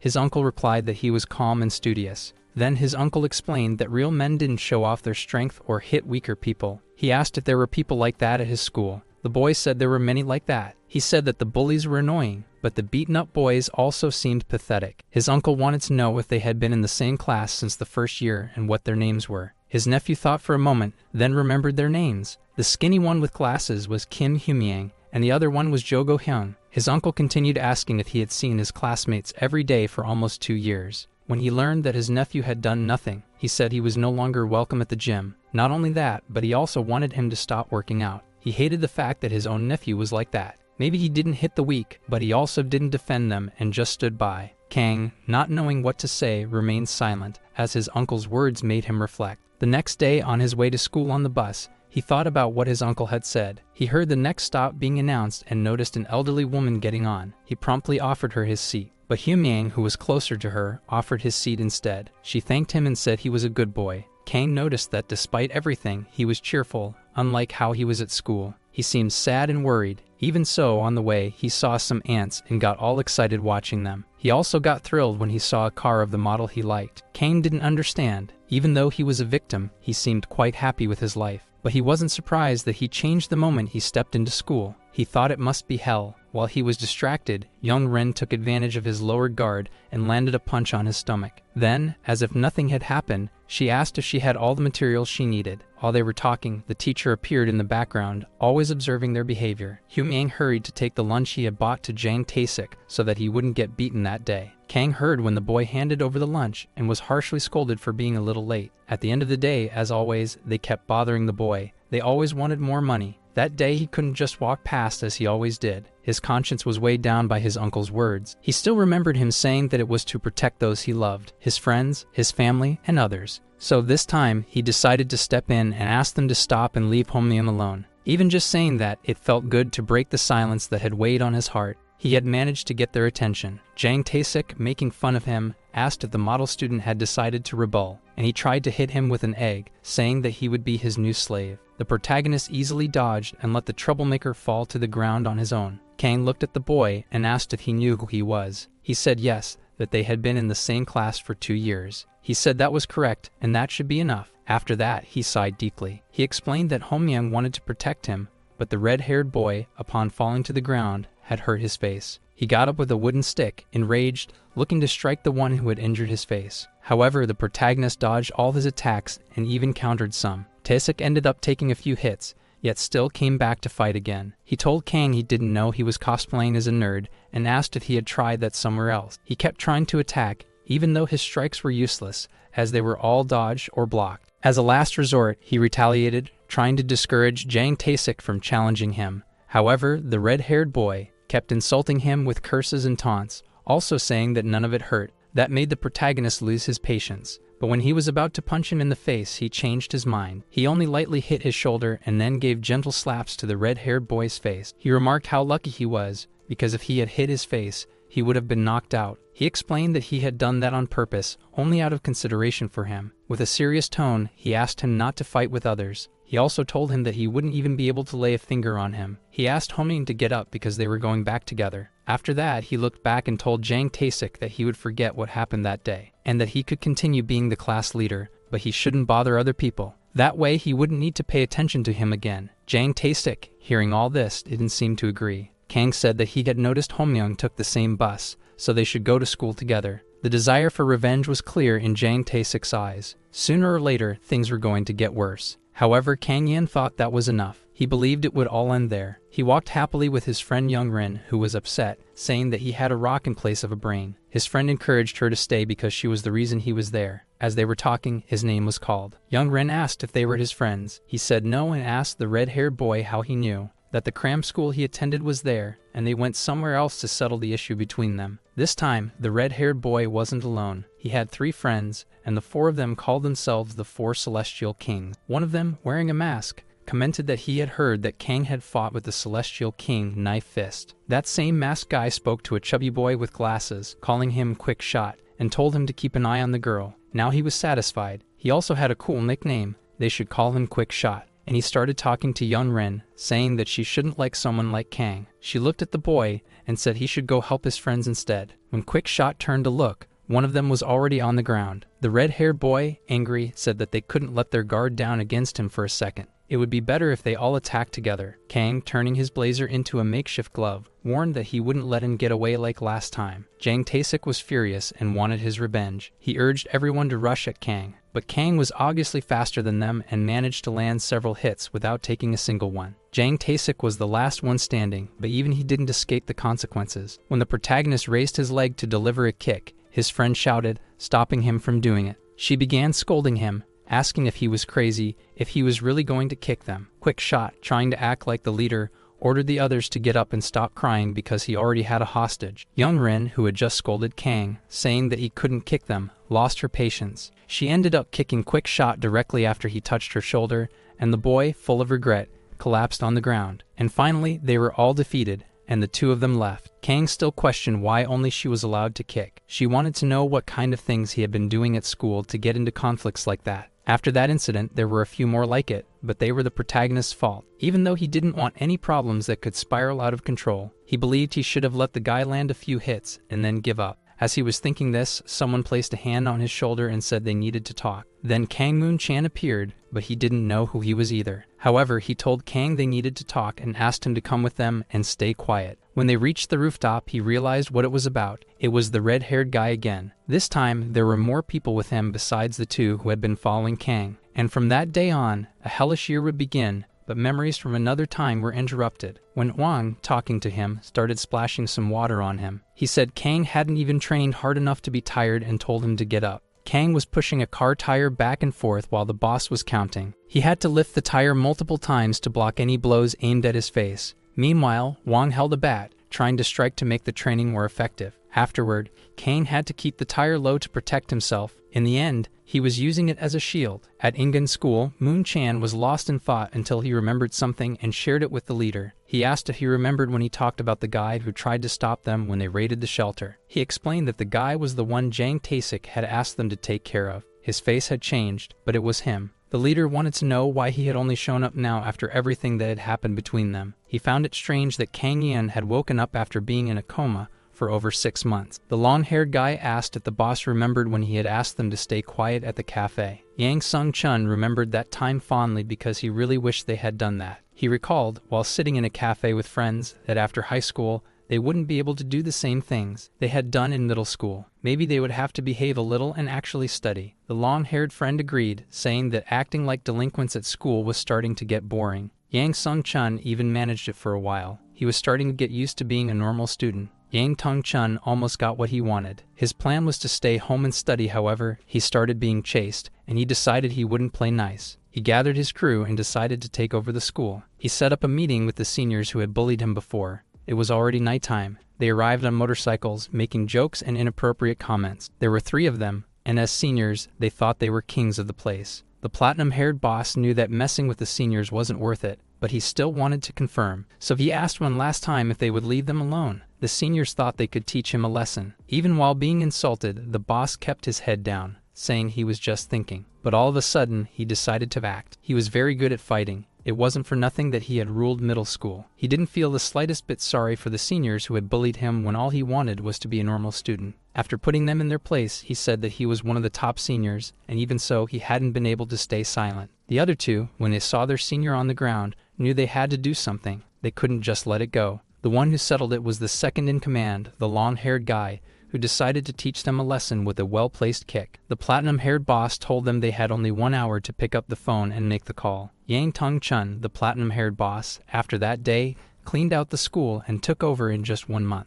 After that month, he got rid of everyone who had spread rumors about the school, and the platinum-haired boss's crew became a light. Kyung Mun-chan, the long-haired guy, had been a judo athlete when he was younger and always won. There was also the mad dog Lim Chin-young, known for his recklessness since elementary school. And lastly, the platinum-haired boss's childhood friend, Min Da-won. Before anything else, his physique was his greatest strength. Gang Tae-sik was the red-haired guy and thought the platinum-haired boss had charisma. And so we come to the incident that led the protagonist into a vegetative coma. When he was taken to the rooftop, the intention was for him to receive a lesson he would never forget. The red-haired boy confronted the protagonist, saying that he had claimed he would graduate. Without anyone even laying a finger on him, not even boss Yang Sung-chun, Kang Yin tried to explain himself to the boss, saying that he had some problems with the red-haired guy. While he spoke, the long-haired guy and the platinum-haired boss remained silent, just staring. This created some uncertainty for a moment between the red-haired boy and the long-haired guy's group. Kyung Mun-chan informed the red-haired boy that he and the other one would fight Kang at the same time. Jang Tae-sik didn't like the idea,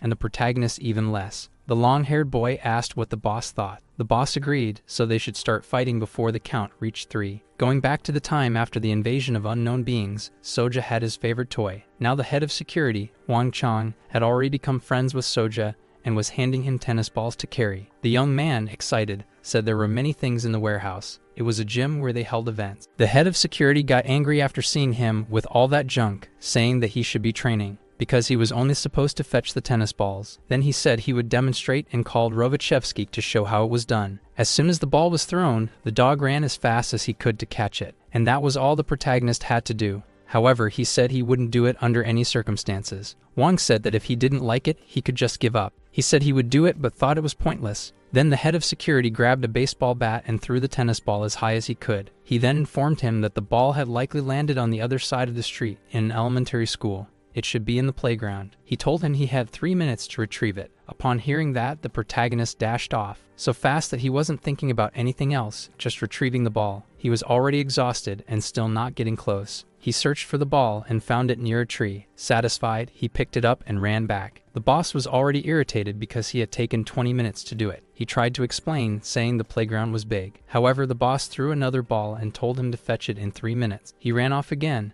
and he returned as fast as he could. This time, he looked even more exhausted than before. The boss threw another ball. Kang Yin went after it again, and this continued until sunset, with the head of security throwing the ball farther each time. He was already extremely tired and said he didn't think this was right, not that he was doubting it. However, he didn't know if just running would be beneficial, so he decided to increase the difficulty. After the young man put on weights, the boss looked at them and said they were kind of ugly but only about 15 kilograms. It was a weight for his legs, arms, and chest, and he had to run to fetch the ball with an extra 15 kilograms. As he ran, the boss shouted that physical strength was the foundation of everything. He said that Kang would get there once he got the hang of it. He had already been doing this for a week and hadn't improved at all. Wang Chong was disappointed because Kang had claimed before that he was an athlete. Lying on the ground, he argued that his body was completely worn out and he wasn't in the best condition. Then memories of the fight on the rooftop resurfaced. The red-haired boy had lunged at him. He managed to dodge skillfully. Even fighting 2 at once, he avoided any serious injuries. The long-haired guy pointed out that Jang Tae-sik was right. The protagonist was just toying with them. The rabid dog wanted to try too and asked the boss for permission, which he granted. So now the protagonist would fight 3 at once, and he knew the third was already on his way. His strikes were more precise and focused, so much so that Kang had to properly defend instead of just pushing back. The rabid dog admitted that he wouldn't be much of a challenge. Still, he thought it would be fun. Then he asked them not to tell anyone at school because he was embarrassed. Kang made the guy even angrier when he asked if he could stand by his words, and laughing nervously, he said he would. Kang, in a fighting stance, asked if he was sure. Both of them needed to win and prove they were better. However, the big guy was not succeeding. Every strike he threw was blocked. The protagonist simply dodged, saying there was a problem and that they should fight for real. His opponent was losing patience, trying at all costs to land a hit,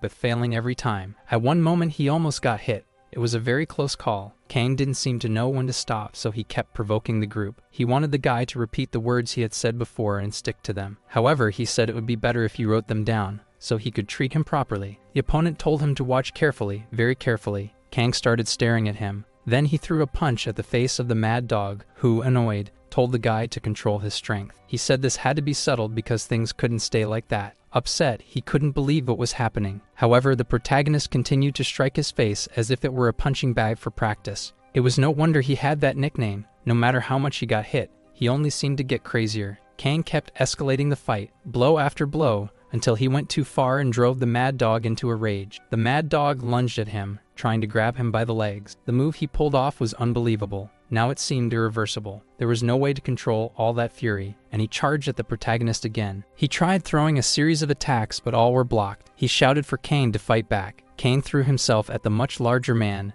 but it didn't work, and he was struck in the back. The opponent said he didn't like him either, yet he still delivered an incredibly powerful blow that sent him stumbling backward. Spinning his leg, he managed to land a perfect kick. But back in the present, someone else using a lot of strength was the chief guard, Wang, who was smashing a tennis ball with a baseball bat as hard as he could. The goal was for the boy, who was already on the ground, to retrieve it in 3 minutes, and every time he took too long to get up and fetch it. Wang reminded him that quitting was always an option. However, Chief Wang noticed that his disciple was getting faster. It had been a month since they started training. The mad dog stared at the guard, as if to say he wouldn't just stand there either. Looking at the junk on the ground, Kang didn't know what to expect when he picked it all up. But at the very least, he had become much stronger, and when he went to grab the ball one last time, he was startled to realize that it was in the same place again. Running back, he wanted to report that he had picked up the ball and that it was still there. However, he was met by Wang, who was already wearing boxing gloves, and caught him off guard. Kang asked his master why he had punched him so suddenly. The teacher told him it was supposed to be sudden, and he said no one would warn him in advance. He stated that from that moment on, he would only notify him when training was over. He had to find the ball in 3 minutes, and when he returned, he had to attack and knock him out. And with nothing but his own body, he wanted to know if Kang was getting more precise, as he had claimed earlier, because the ball kept falling into the schoolyard. Not caring about that, he threw the ball, and Kang had 3 minutes to retrieve it. The path was already familiar. He sprinted to grab the ball. When he got there, he was caught off guard again. And so if training lasted several hours, he would retrieve the ball in 3 minutes, return, and get hit. The sun was already setting, and they repeated this for hours. The next day, everyone was in line for their meals. He was starving, having trained so much. His master was angry because he had removed the sandbag without permission. He was only allowed to take it off when going to sleep. He didn't want to listen, he just wanted to eat, while the teacher watched his disciple. Training continued, and he was constantly caught off guard. Even the mad dog felt sorry for him. Now when he ran, he didn't even think about fetching the ball anymore. He thought about the return and the need to knock out his master. He also thought it was impossible to find the ball in 3 minutes. He would run, then take a beating, and then it would all start again. He did this nearly 50 times a day, but it seemed like there was only one way out. He thought that this time he would surprise him by jumping over his head. However, when he jumped, he was caught off guard again, as his master wasn't sitting down. He had just jumped over an empty chair. Furious, he asked why he wasn't sitting. The master said there was no reason to be upset when it wasn't him being trained. He said there was no way to fetch the ball in 3 minutes, while also thinking about how to take someone down. And it had only gotten worse after he put on all that extra weight. The master told him he was struggling with athletics again. He said he would give him a demonstration from a specialist and called Ravachevsky once more. This time he threw the ball up the stairs and the dog simply jumped toward it. Then he said he knew this because he had been there once. If he crossed the street, he would reach the commercial complex. He explained that this was what happened when he arrived at school and couldn't take on his enemies head-on. Having reference points and familiarity with the area would give him a huge advantage, and he was sure he could do it. He made it clear that he never said he had to return the same way. Keeping that in mind, training resumed the next day. Now the young man seemed more motivated and determined. Even so, he still got tired easily. Using the same technique as the dog, he thought that this time he would make it in 3 minutes. Returning once again to the day that would change the protagonist's life, he was still fighting on the rooftop and had managed to land a hit on one of the leader's partners.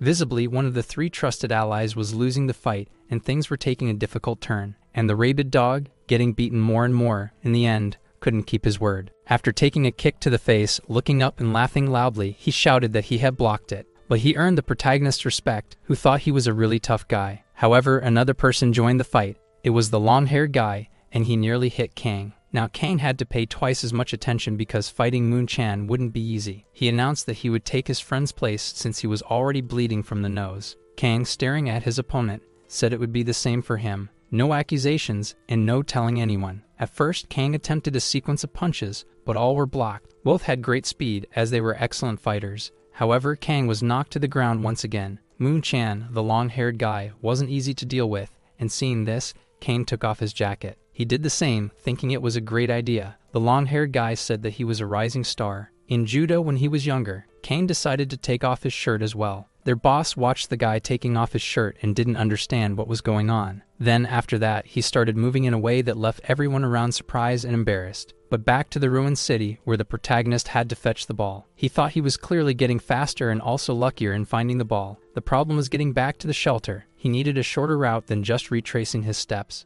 And when he returned, he was always caught off guard, no matter how much he knew it was coming. His master praised him, saying he seemed a little faster and even used a stopwatch to be sure, but he was still far off. His best time was 4 minutes and 47 seconds. All he could think about was how to shave off more time, and so the ball was launched again. He kept searching for different paths to cut down the time. When meals were served, he ran like a madman. Even the dog had more grace. And as soon as he finished eating, training started again. And once more, he was caught off guard. The training lasted until nightfall, and the next day, it all started again. He knew there was a faster way. He just needed to find the perfect route. He returned to a spot and said this was it. He just needed to jump that fence. He placed his hands on it, and when he saw the height, he felt fear. To get down, he started climbing the utility pole and jumped over the cars. But he realized that this only made it take longer. It was no different from entering through the back gate. Frustrated, when the next meal break came, he didn't even want to eat. This caught his master's attention. Kang, upset and disappointed in himself, said that he simply couldn't do it. He had just been running back and forth for weeks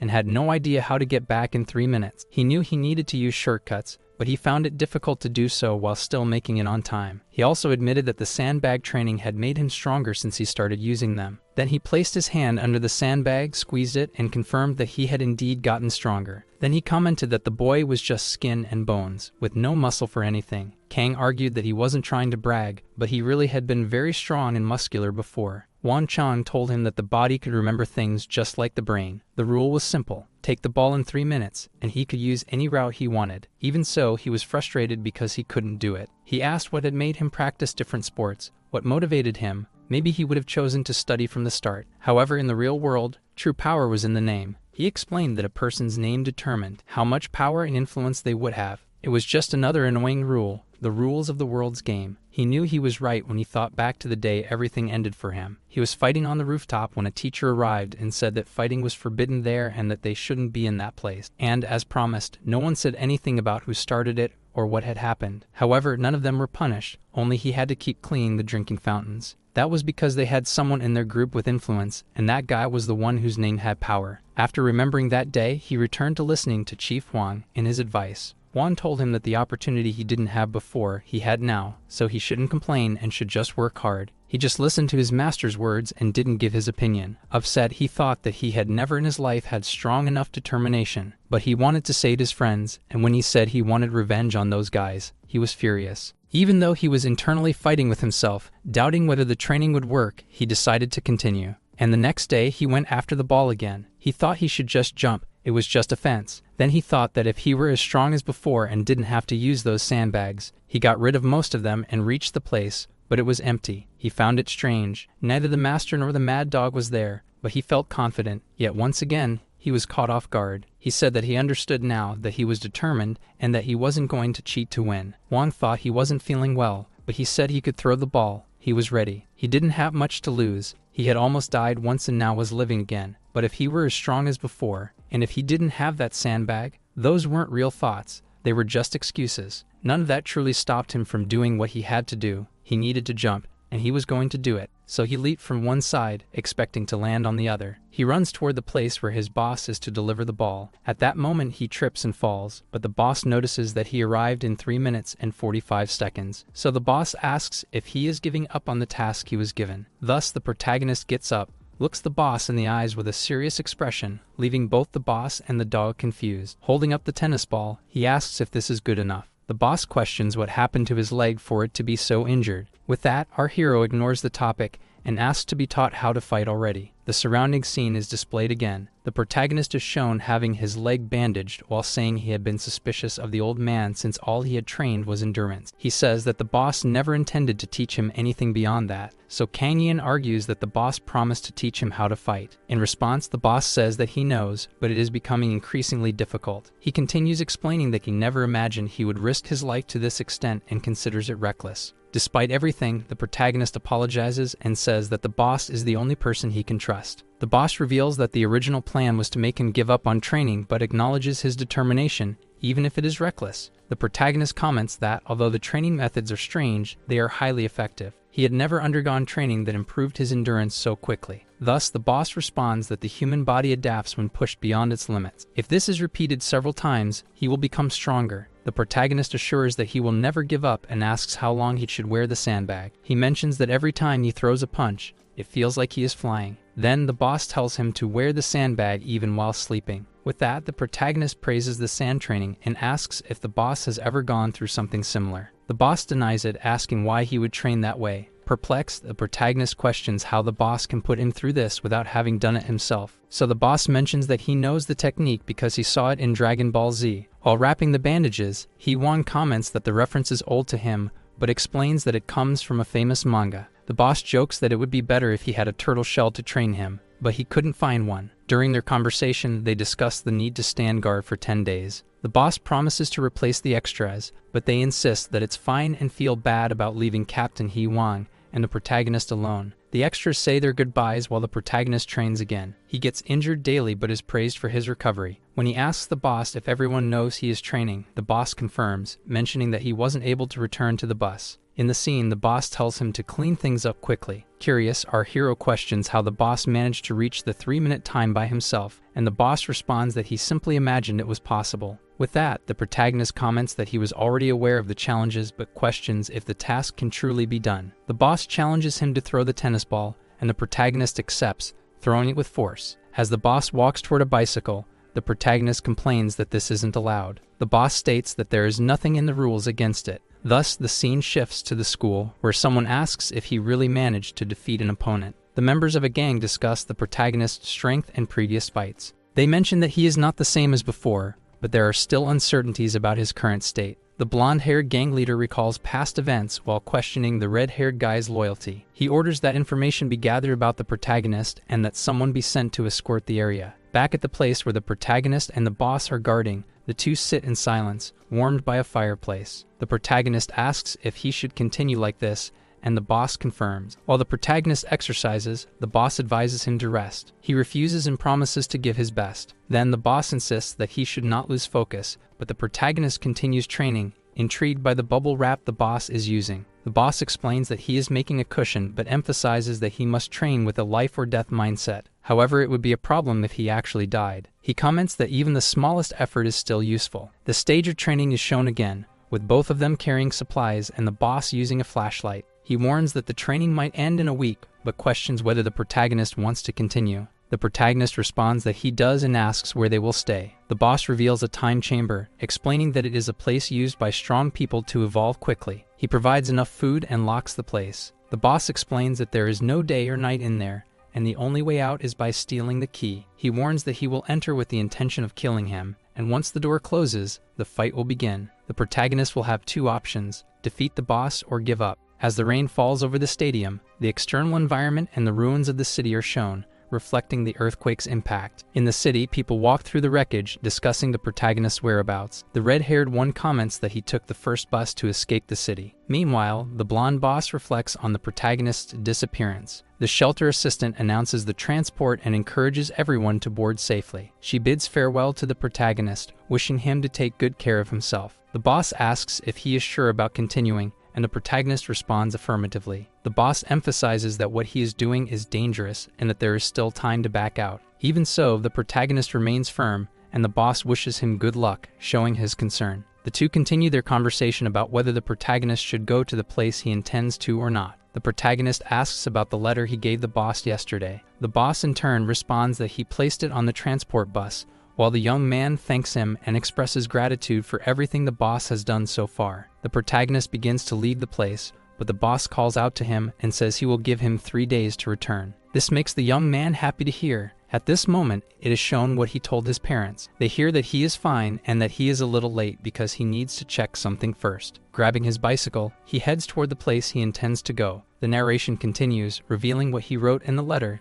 stating that he understands how dangerous things are and asking them not to worry too much. Then he says that if they find Rin's family, they should let them know she is safe and that he will take her with him, once again asking them not to worry. The dog starts following him, but the protagonist asks it not to come along, explaining that it might get hurt. The dog begins to whimper as the protagonist climbs onto the bicycle. Our hero, already on the bicycle, tells the dog to go back to the shelter. In his thoughts, he says that the dog can't come with him since there must be many people there. He continues saying that he doesn't even know if the school is safe. Pedaling toward the school, the protagonist thinks that he needs a good plan to break into that place. Stopping to rest, he opens a can of tuna and, while eating, hears a kitten mewing. He calls the cat over while offering it a piece from the can. Talking to the cat, he comments that it is a bit smaller compared to the one that used to visit his father's factory. With that, the protagonist's father appears, calling the cat over to eat and wondering where it had gone. The protagonist appears, speaks to his father, and asks if he has eaten yet. The father responds by asking if he arrived safely and says the food is not for him. At that moment, the cat appears at the spot,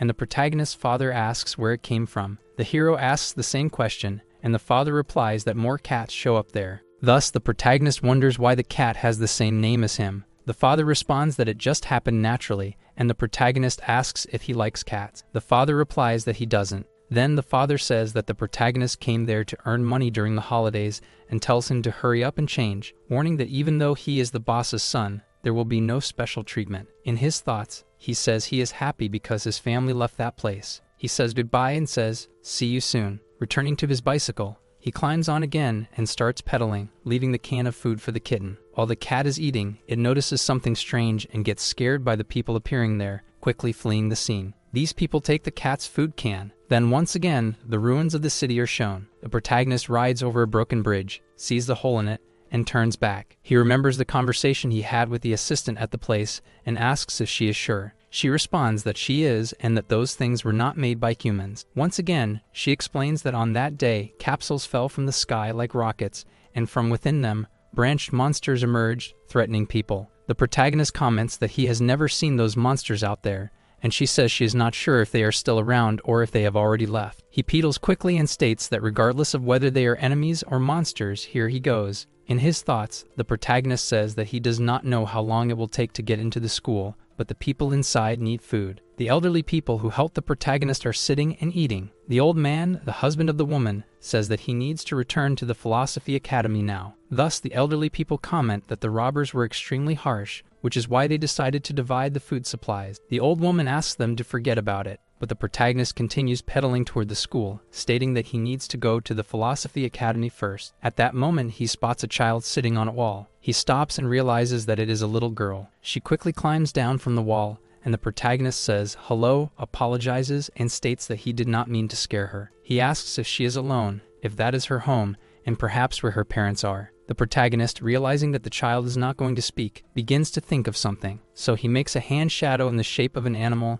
and asks what she is doing there and what her name is. The child then says her name is Song, and the protagonist, imitating a dog, says his name is Robakevsky. Her father appears, angry, asking what he is doing with his daughter and stating that he had already warned her not to leave the house. The protagonist explains that he just wanted to check if she was okay. Then the girl's father asks if he is talking about the wild people wandering around and if he is part of the Raincoat group. The protagonist responds that he is not part of it, but that he is talking about that group. The ruined setting is shown again, with buildings and ruins. The child's father comments that he still has a pile of food in the basement. He adds that he even went to the shelter, but bad people showed up, and the protagonist says he understands. The protagonist asks him to go to the shelter since he is struggling with his daughter, but the man interrupts him and tells him to stop talking. Thus, the protagonist informs him that he will be there for the next 3 days and asks the father to wait until he returns. Getting on his bicycle, he continues pedaling towards some store. He stops the bicycle and leaves it in a corner. Entering the store, he starts rummaging through his backpack for supplies. At that moment, he stops and notices something in the corner of his eye.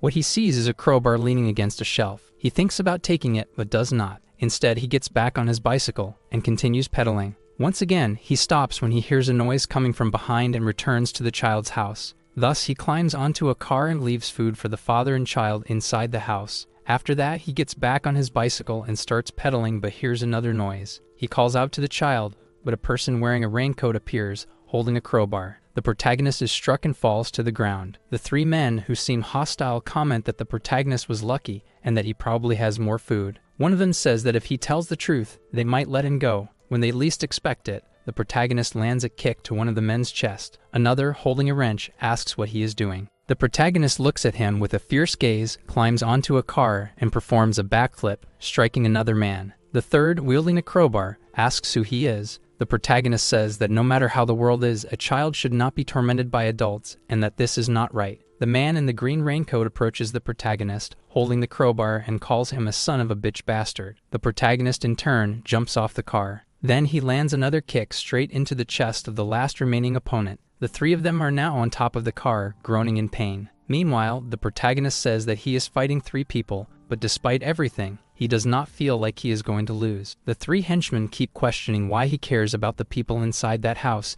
and tell him to just die. Then the three of them charge at him, saying they are going to kill him. In response, the protagonist declares that losing is no longer an option. He throws punches at the henchmen, calling one of them slow, calling all three of them slow now. He also says their movements are predictable. He wonders why that is, questioning if it has always been this way since, at the moment he thinks, his body reacts. Then one of the henchmen still standing throws a wrench toward the protagonist's head. At that moment, he realizes it and turns around. In his thoughts, he says it's hard to explain why all of this is happening. Then he catches the object midair and throws it back at the henchman, who nearly soils himself. He feels relieved for having defeated all three without taking a single hit. Looking at the three fallen opponents, the protagonist warns them that if they cross paths again, things won't end the same way, and tells them to learn their lesson. The three henchmen get up and start laughing. One of them calls the protagonist and asks if he really thinks he has become someone just because he has some tricks, while another asks if he really thought they would leave just like that. The protagonist once again looks toward the wall after noticing strange movement from the side. Then he starts to wonder if there were only three of them. At that moment, a child appears, being held by another henchman. The man tells the protagonist not to move if he wants to keep the child safe. Licking the barrel of his weapon, the henchman says he was wondering what was going on in all this commotion and questions who the hell the protagonist is. The protagonist calls the henchman a coward for using a child as a hostage. At that moment, the scene shifts to the destroyed school. The school leader is peeling an apple. Then, the red-haired guy in a jacket appears and says that Rin came to speak with him. The leader asks what she is doing there. The redhead replies that he is going to send her back. The leader, however, tells him no, he can let her in. The redhead tells her to stay calm and not say any nonsense. She replies that she has nothing to say to the redhead and tells him to move out of her way. He questions what she's talking about and calls her trash. She then responds, telling him to move already since he's blocking her path. The school leader simply asks if she is leaving the place. She tells him yes, she intends to leave. She adds that she spoke with others some time ago, and that since then, they have never heard any strange or unusual sounds coming from outside. And despite the world still being chaotic, people want to leave and see for themselves if the outside of the school is safe or not. The leader, still peeling his apple, asks if she saw what happened on the first day of the monster attack. He says that a few days later, a group went out to check the situation outside, but there were still too many monsters, and the group couldn't even last 10 minutes out there. She says that despite that, she can see helicopters flying over the area, and that obviously means they are building some kind of rescue network. Then the leader says he has already heard from people who went outside, claiming they would return to rescue them. However, those people never came back. The leader then says, hypothetically speaking, let's say there are no monsters, but people still exist, and he asks if she has any idea what happens out there. He warns that outside there are robberies, kidnappings, murders, assaults, and all sorts of horrible things. The girl asks if he really thinks it would be like that if the teachers were still there. He asks what she means, and she says that he is happy now since he has become a gangster, the school's leader. Then she asks what he wants to become after this. She questions if he wants to become a god too. Then she asks him if he really thinks he is protecting people. The boss advised him to instill fear in his enemies, making them unable to fight. With that in mind, the protagonist delivers a powerful kick to the henchman, slamming his head against the car. The other three henchmen, upon seeing their leader in such a state, are terrified. The protagonist looks at them and declares that it's their turn to make a final decision. While crushing the henchman's foot against the car, he warns that if he ever sees the four of them in that area again, there will be no second chance. He emphasizes that no matter the method, he will do what is necessary. The child asks their father if he is okay. The man, in turn, tells his daughter that as long as she is safe, he will be fine. The protagonist, opening a medical kit, asks if they are both okay and if the father is feeling dizzy. Even so, the man nods affirmatively, thanking him for his help. The protagonist reassures the child, saying that her father will be fine, and instructs them to be careful and wait for him. He promises to return in a few days, bringing more people to take them to the shelter, hoping they will accept going with him. As he leaves the house, the protagonist notices a frying pan discarded on the stairs. He then gets on his bicycle, reflecting on how weak he still feels. With that, he recalls the words of his boss, acknowledging that he truly is weak. He compares himself to the child's father, who showed strength in protecting what was precious to him, even without physical strength. He admits that he does not have that kind of strength. Entering a store, he states that this type of strength cannot be achieved through training alone. He reflects that even with his current strength, he would not be capable. As he moves through the store, he considers that the people at school are no longer his classmates. Then he states that they are nothing more than bad people. Returning to his bicycle, now holding a crowbar, he decides that there is no need to show mercy to such people. A panoramic view of the ruined city is displayed. The narration explains that after the collapse of society, people began to grow hostile. However, not everyone harms others. Some simply take care of themselves without becoming criminals or causing damage to society. The protagonist observes a different location. With that, he gets off his bicycle and leaves it in a corner. Using a crowbar, he starts prying open the entrance while reflecting that, although many trample on the weak, some simply avoid being accused. As soon as he opens the store, his thoughts continue. Stepping on the weak doesn't bother them, but they do everything to avoid becoming like animals. Kneeling, he grabs a gasoline container nearby and fills the power generator. He thinks that even if someone was a bad person in the old world, there were laws to punish them. He then starts using welding equipment to modify his crowbar. While working, he ponders that some people committed only a few bad acts, others many, and some went far beyond any limit. Removing the welding mask, he concludes, these differences mattered before, but now everything is different. After the collapse of the world, only two categories remain. Then he states that there are those who help, like the ones in shelters, and those who only cause further destruction. Because of that, he decides to stop differentiating between bad people, declaring that bad people are just bad people. Hours pass, and the night sky gives way to dawn. Leaving the store, he locks it and retrieves his bicycle. As he pedals, he hears a strange noise. Immediately, he grips the crowbar, but he soon realizes that it's the cat he had fed days ago. Smiling, he calls the animal over and offers it food again. Then he asks the cat if it had been waiting for his father all this time. After a moment, he gets back on his bicycle and continues his journey. Pedaling through the alleys, he reflects that he doesn't care about being judged. Even if people say he is going too far, he believes that using strength to save his friends justifies his actions. In his thoughts, he reaffirms, I won't listen to criticism from those who ridicule everything I do. Reaching another store, he begins taking notes on a piece of paper and wonders, is the world like this so people can become true villains? Leaving the store, he carries a wooden sword. Observing the situation around him, he comments on the irony of living in a ruined world. The scene shifts to the shelter. There, the protagonist's boss is reading a book while playing with the dog. Then he notices a whimpering sound coming from the dog. He wonders if the animal is bored because it hasn't eaten much in recent days. With that, he tosses a small ball to distract it. The boss sighs and comments that the animal is a bit annoying. He ends up noticing something different coming from the dog. After a moment, he realizes something is wrong. The dog collapses to the ground, and he rushes to check. Then the door of a temporary office appears in the background. At that moment, a woman appears to inform him that, although she is not a veterinarian, she has not detected anything serious with the animal. The boss asks how the dog ended up like this. The woman explains that since its arrival, the dog had injuries and was treated with saline, but there is no proper equipment for further diagnosis. The boss then looks at the lying animal and feels saddened by the situation. He leaves the room, visibly shaken, while the animal remains on the ground. In another setting, young people sit on the steps of a ruined school. One of them comments that they are lucky there are no monsters around. The chubby one states that rival groups could still appear. Another then says that they are the strongest in the area. The chubby one remarks that there will be no one to bother them, so it will be a relief. Another adds that it's sad not having phones and computers to use. At that moment, the big guy recalls that there is a cyber cafe nearby but laughs when he realizes there is no electricity. The chubby one notices something strange in the distance and asks what it is. A person approaches them, prompting the chubby one to suggest that it might be a homeless person. The chubby one suggests it might be a homeless person, and another responds that this is why they need to stay alert. They then tell the person to leave. They insist on asking if he can hear them, but the protagonist remains silent. A background character in a yellow shirt recognizes him, and just as he is about to reveal his identity, he is interrupted. In a swift movement, the protagonist lunges forward and destroys the small radio the young man was carrying. At that moment, a background character in a gray shirt appears from behind, calling the protagonist a bastard. However, before he can react, he receives a kick to the foot, followed by another blow to the face that makes him stagger. The chubby one tries to counterattack, but is struck with a baton across his back. The background character in a yellow shirt attempts to land a kick between the protagonist's legs, but the attack is skillfully dodged. Surprised, he questions how the protagonist managed to avoid it. Meanwhile, the background character in a gray shirt, with his hand in pain, tries to retaliate, shouts words of hatred, but is soon taken down by another precise strike. As the fallen background character on the stairs tries to insult the protagonist, he pulls a crowbar from his back and uses it to intimidate them further. The background character in a yellow shirt,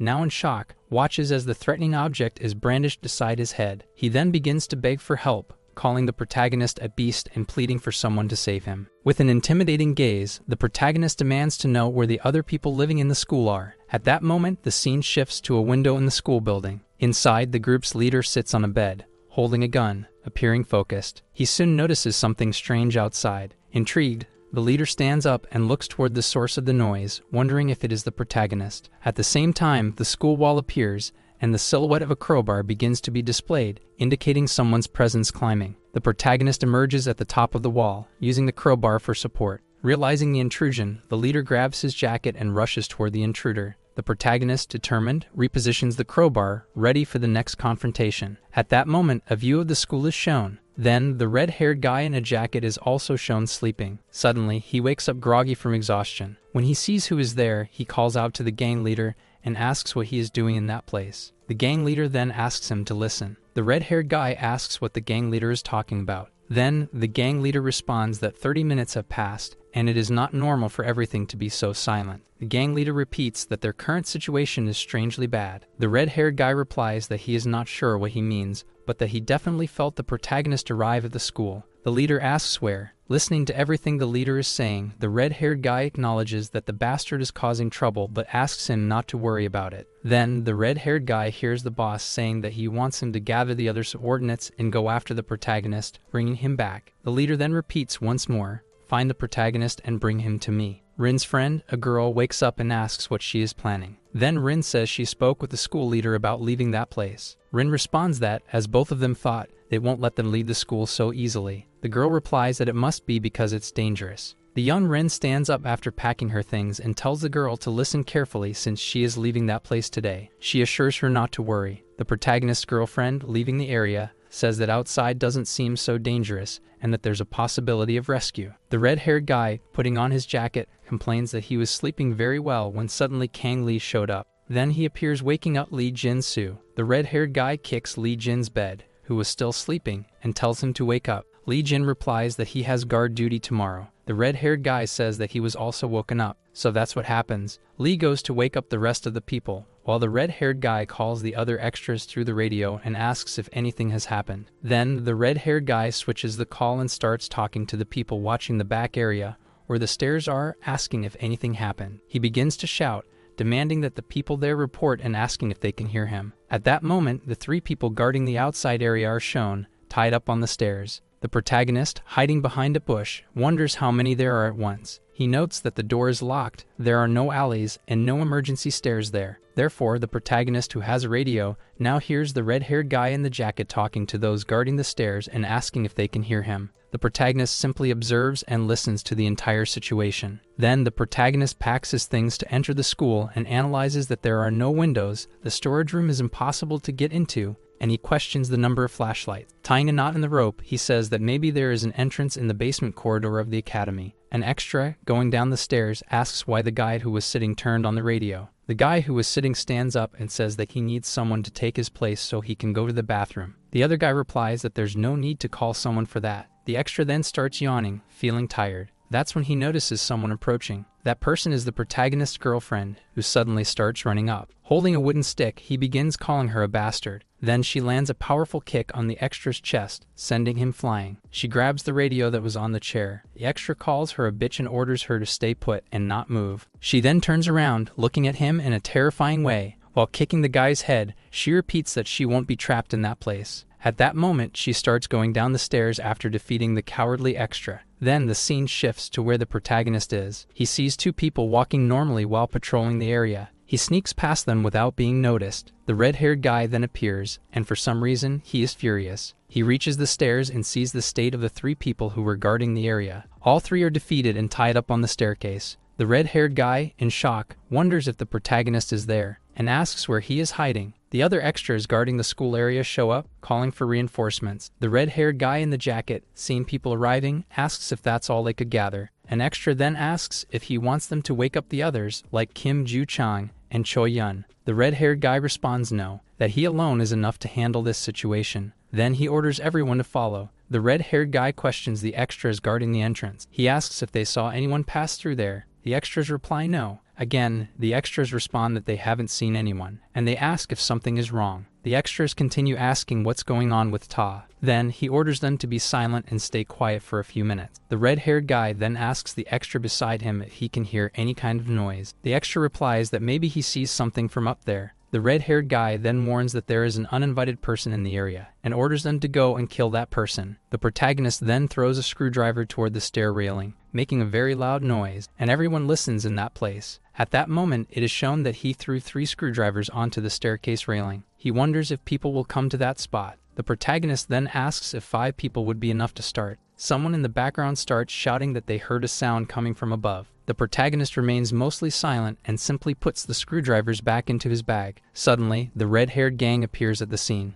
They start laughing, calling the protagonist a bastard, and they ask if he really thinks this is worth it. The protagonist then, holding a screwdriver in his hand, asks if Taiki has found him. Taiki, in turn, replies that he must be crazy to be there alone, calling him a bastard, and he says that it would be better if he just hid. Then he asks if the protagonist really thinks they wouldn't be able to find him. The protagonist then warns that he made the sound on purpose, and that his goal was for them to actually find him there. Hearing the protagonist's words, the red-haired guy becomes furious and orders everyone to kill him. The protagonist wastes no time and starts running through the school corridors while Taiki yells for them to chase him. Running through the hallways, the red-haired guy insults him, calling him a bastard and demanding that he stop. Behind the protagonist, 9 people are in pursuit. He then rushes toward a room and quickly enters. The red-haired guy notices and shouts to everyone that he went into that room. A background character, holding a bacon, tries to break down the door but realizes it is locked. Confused, the pursuers look at each other, trying to understand what just happened. They struggle to open the door again, but it remains locked. As a result, they end up separated. One of them starts laughing, calling the protagonist a bastard and mocking him, claiming that he has no chance against them. The red-haired guy, irritated, says that the protagonist has forgotten how the school works and declares that he is trapped. However, the protagonist counters, saying it's the opposite. The ones who are trapped are them. Losing patience, the red-haired guy calls the protagonist stupid and explains that they are in the 4th area,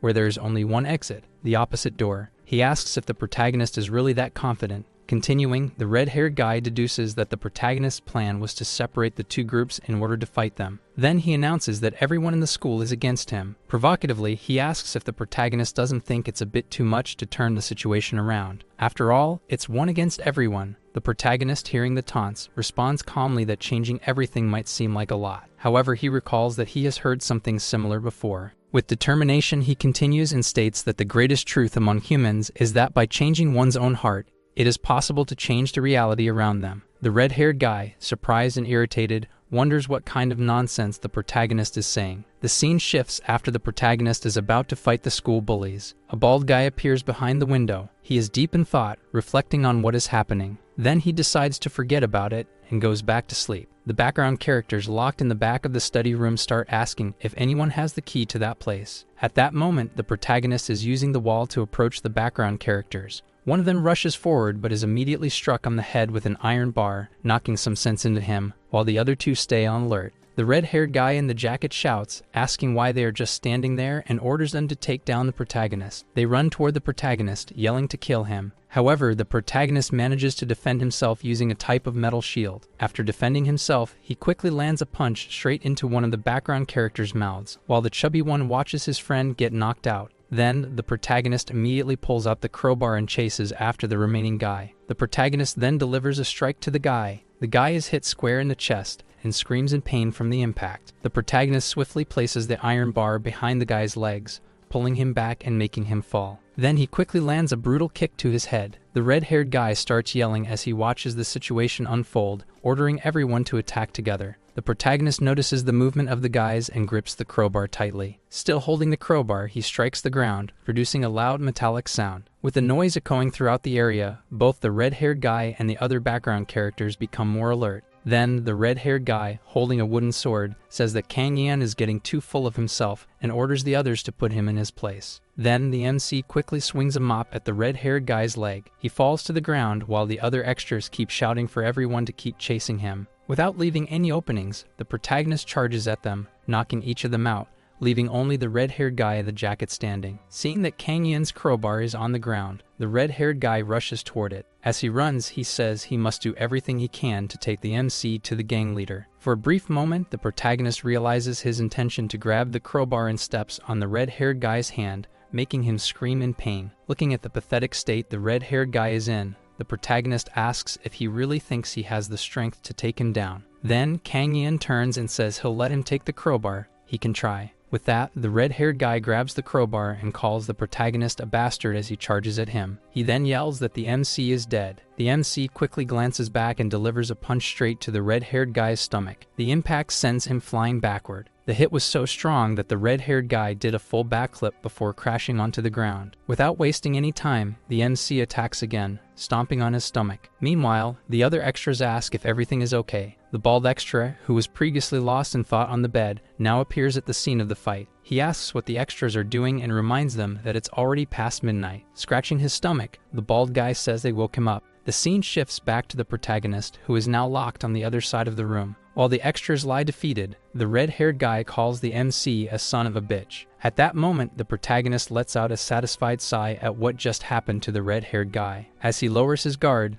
the bald guy suddenly bursts through the door using his brute strength. The bald guy immediately starts questioning the red-haired guy, demanding to know what the hell is going on and asking if the person in front of him broke into the school. Taking a closer look at the person standing there, the bald guy realizes that he knows him and asks for a moment. However, Kang Yan, not willing to give the extras time to think, suddenly lands a powerful kick in the middle of the bald guy's chest, sending him flying back. Our hero quickly starts thinking that the people he once knew are now different. He says that the old red-haired guy in the black jacket would have given up long ago. Meanwhile, the bald guy calls the MC a bitch and says he wasn't done talking. However, the protagonist realizes that at this moment, he cannot fight the bald guy while dealing with the others at the same time. He concludes that he must leave this place and face the bald guy in a one-on-one battle. The red-haired guy, realizing that the MC is trying to leave, asks where he thinks he's going and insists that there's no way out of that place. At that moment, the protagonist surprises everyone by jumping out of the window, using his crowbar to hook onto the ledge and lower himself down. The protagonist's girlfriend, who was leaving the school, hears a loud noise nearby. Suddenly, she sees someone rappelling down from a high place. The protagonist, rappelling, smashes through a window,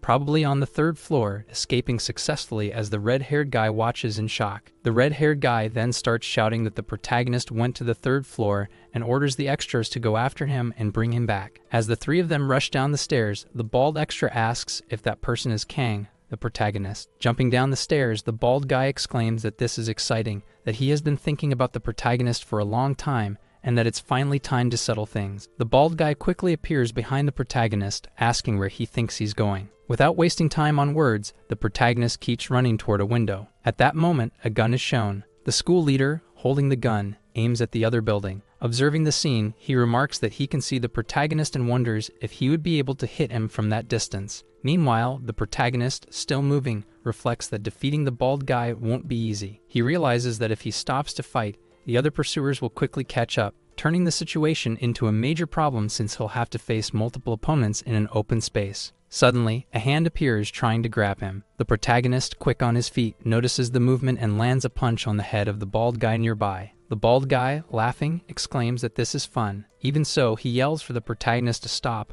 calling him a bitch. Ignoring the demand, the protagonist keeps running while mentally calculating how many people are chasing him. Counting 7 opponents, he realizes the situation is more challenging than he expected. The bald guy, still running enthusiastically, states that the protagonist is heading toward the rooftop, declaring that they have finally cornered him. At that moment, the red-haired guy hypes up the other pursuers, calling the protagonist an idiot and claiming he has trapped himself in a dead end. The protagonist must have forgotten how schools work. the red-haired guy taunts. Meanwhile, the bald guy, satisfied, starts laughing loudly, curious about what is to come. The pursuers, now gathered, stare at the protagonist and wonder if this will be the stage for his final fight. He, however, remains silent, focused on the red-haired guy. Turning his attention to the leader, the protagonist states that he isn't sure if the red-haired guy is really as determined as he seems. The red-haired guy, irritated, asks what the protagonist is talking about, while the bald guy watches, confused. At that moment, the protagonist shifts his gaze to the side, making the bald guy even more intrigued. The red-haired guy, alarmed, shouts for him not to do anything crazy, calling him an idiot again. Without hesitation, the protagonist climbs onto a metal bar, while the two watch in disbelief at his apparent madness. Then he jumps off the building, performing a flip mid-air and landing perfectly on the other rooftop without getting hurt. The red-haired guy and the bald guy are left speechless,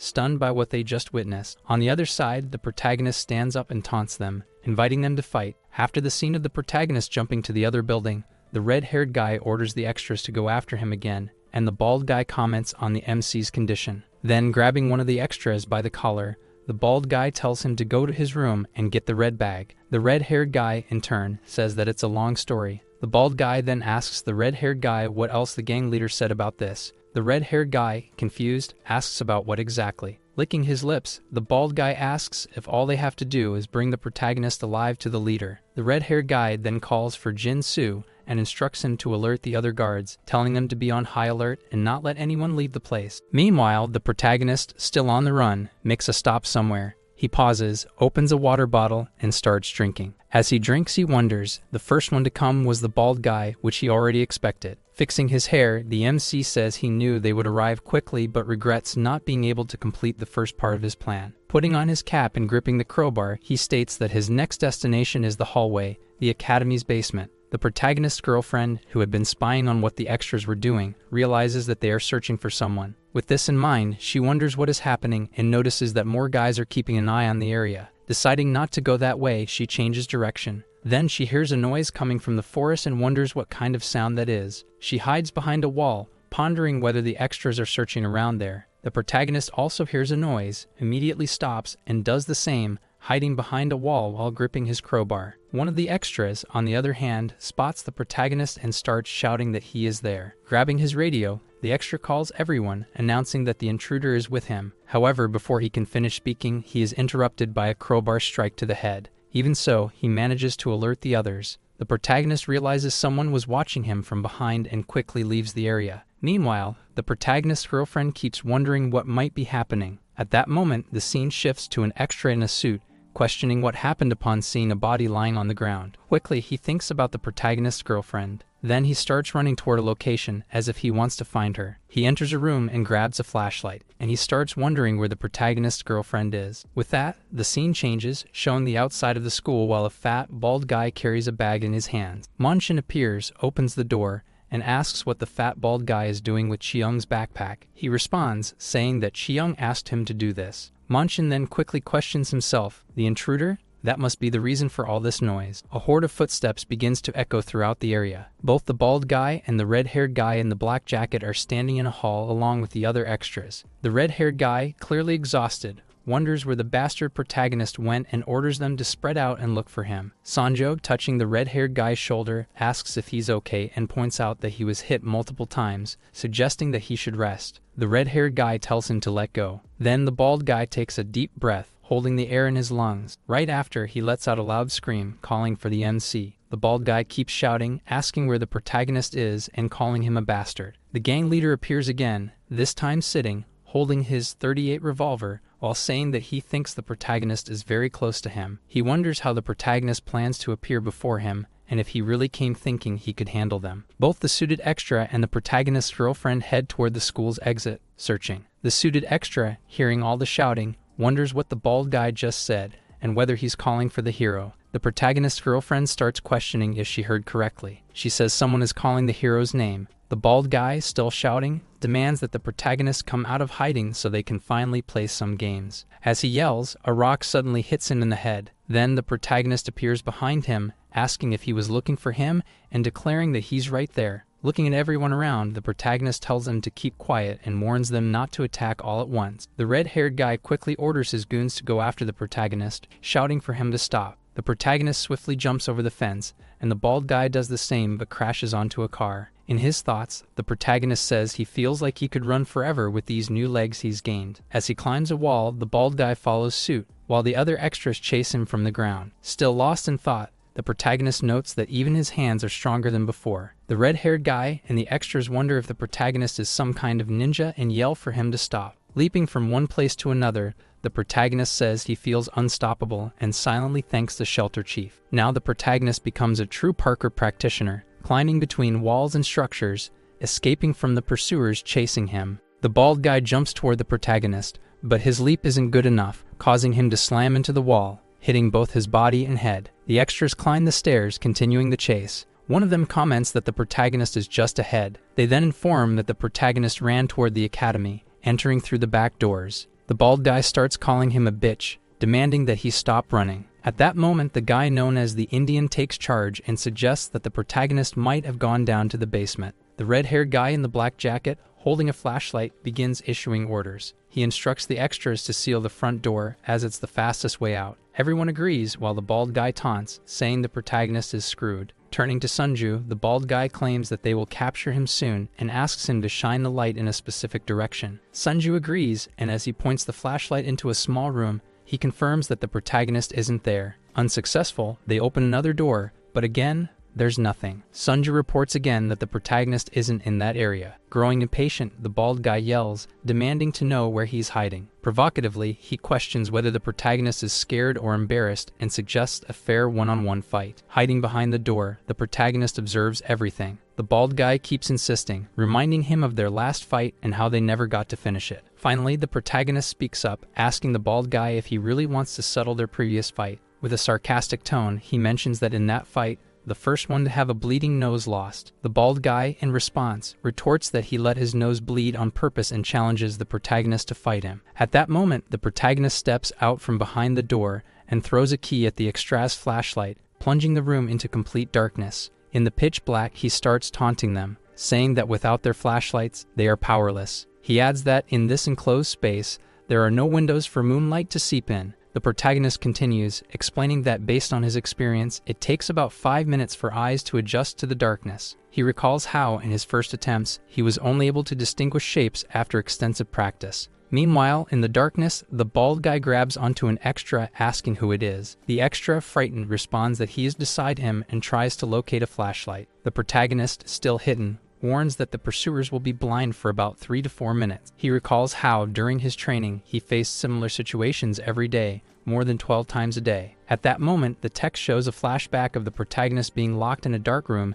as part of a test set by his boss. He describes how the lights would turn off, and the door would be chained shut, forcing him to distinguish shapes in the dark to survive. The protagonist reveals that for a long time, he had no choice but to endure beatings because he couldn't see anything. However, over time, he developed skills that he would now use against them. Suddenly, he appears behind 2 motionless extras. The bald guy, confused, can only ask, "What?" At that instant, Sunju feels a heavy blow to his shoulder and cries out in pain. The bald guy, panicked, starts throwing punches into the air, trying to hit the protagonist, but the red-haired guy warns him that at this rate, he might end up hitting his own allies. Reluctantly, the bald guy stops attacking. In the next moment, without warning, the protagonist appears beside him and delivers a precise kick. The blow sends the bald guy stumbling back several steps, completely disoriented. The scene now shifts, leading behind the fight between the bald guy and the protagonist. In the background, someone mentions remembering the first time the two arrived there. That person is the protagonist's boss, who comments that the boy was in terrible condition when he arrived, practically dead,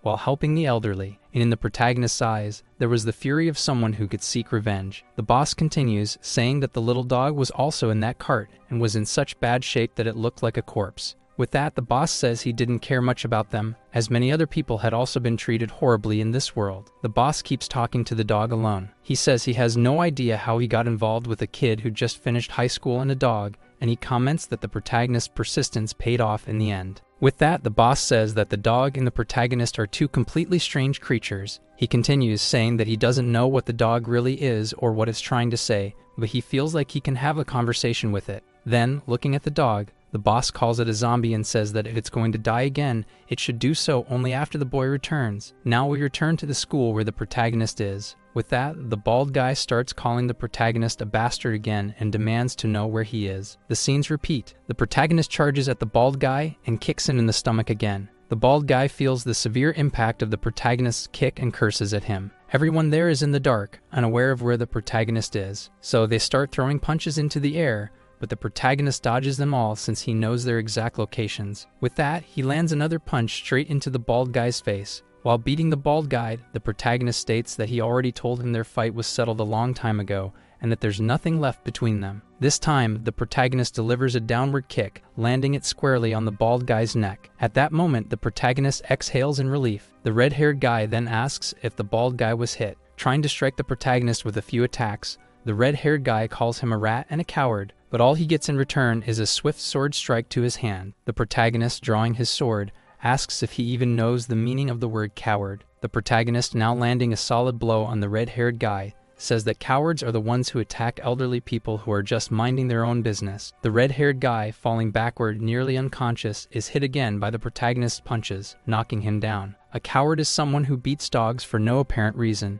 An extra, appearing behind the protagonist, asks the red-haired guy if this is the person they've been looking for. He says he's starting to understand how things work in the dark, and that he'll help the red-haired guy right away. While the extra is talking, he gets punched in the mouth to shut him up. The protagonist, now holding the red-haired guy's hand, asks which hand he used to hit the puppy with the bat. The red-haired guy just calls the protagonist a son of a bitch. Still gripping his hand, the protagonist says that he's nothing more than a bully who likes to show off in front of his friends, and that, in reality, he's a thief, a criminal, and he must pay for his sins. Then the protagonist breaks the red-haired guy's hand and says that's exactly what he is. The red-haired guy immediately starts screaming in pain. Still screaming, he cries out that his arm is broken. The protagonist sighs. Apparently, someone managed to grab something from him, and he quickly realizes it. The person in question is the bald guy, who is holding the protagonist's bag. The protagonist then elbows the bald guy in the neck. However, it doesn't seem to have much effect, as the bald guy manages to grab him and slam him to the ground. Now in control, with the protagonist's head in his grip, the bald guy asks if that's really his head, and says that, just like the protagonist warned before,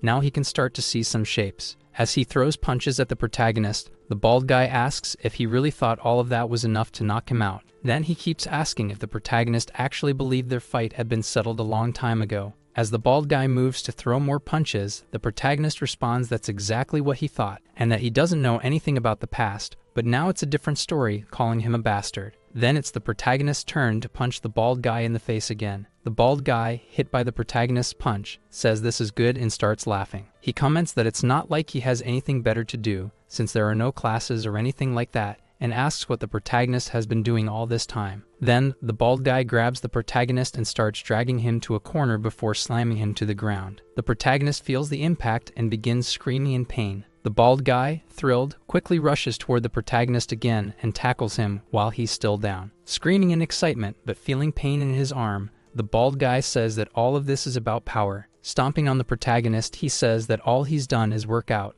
build muscle, and fight to get food. And he asks if the protagonist really thought he could beat him. Still pummeling the protagonist, the bald guy asks how long he was in there. A year and a half, maybe? And all the protagonist managed to do was tickle him. Now beaming, the bald guy starts twisting his body like he's possessed and taunts the MC, saying he should try a little harder. Then the bald guy lets out a somewhat sad sigh, saying that maybe he got too strong to finish off the protagonist, who is now completely defeated. Then the scene shifts to the outside, showing the destroyed city. The protagonist's girlfriend is climbing the wall to escape when, suddenly, the suited extra grabs her, holding onto her foot. The extra asks where she's going. She replies that if he doesn't let go, she's going to punch him, and warns him not to think that just because they're childhood friends, she's going to go easy on him. The suited extra then asks if she really needs to lead the school, and she replies that this was exactly her decision. Then the suited extra starts climbing the wall too, saying that he'll help her escape because he won't let her go alone since it's too dangerous out there. As the two of them climb, the radio starts playing. The person speaking on the radio is Mon-chan,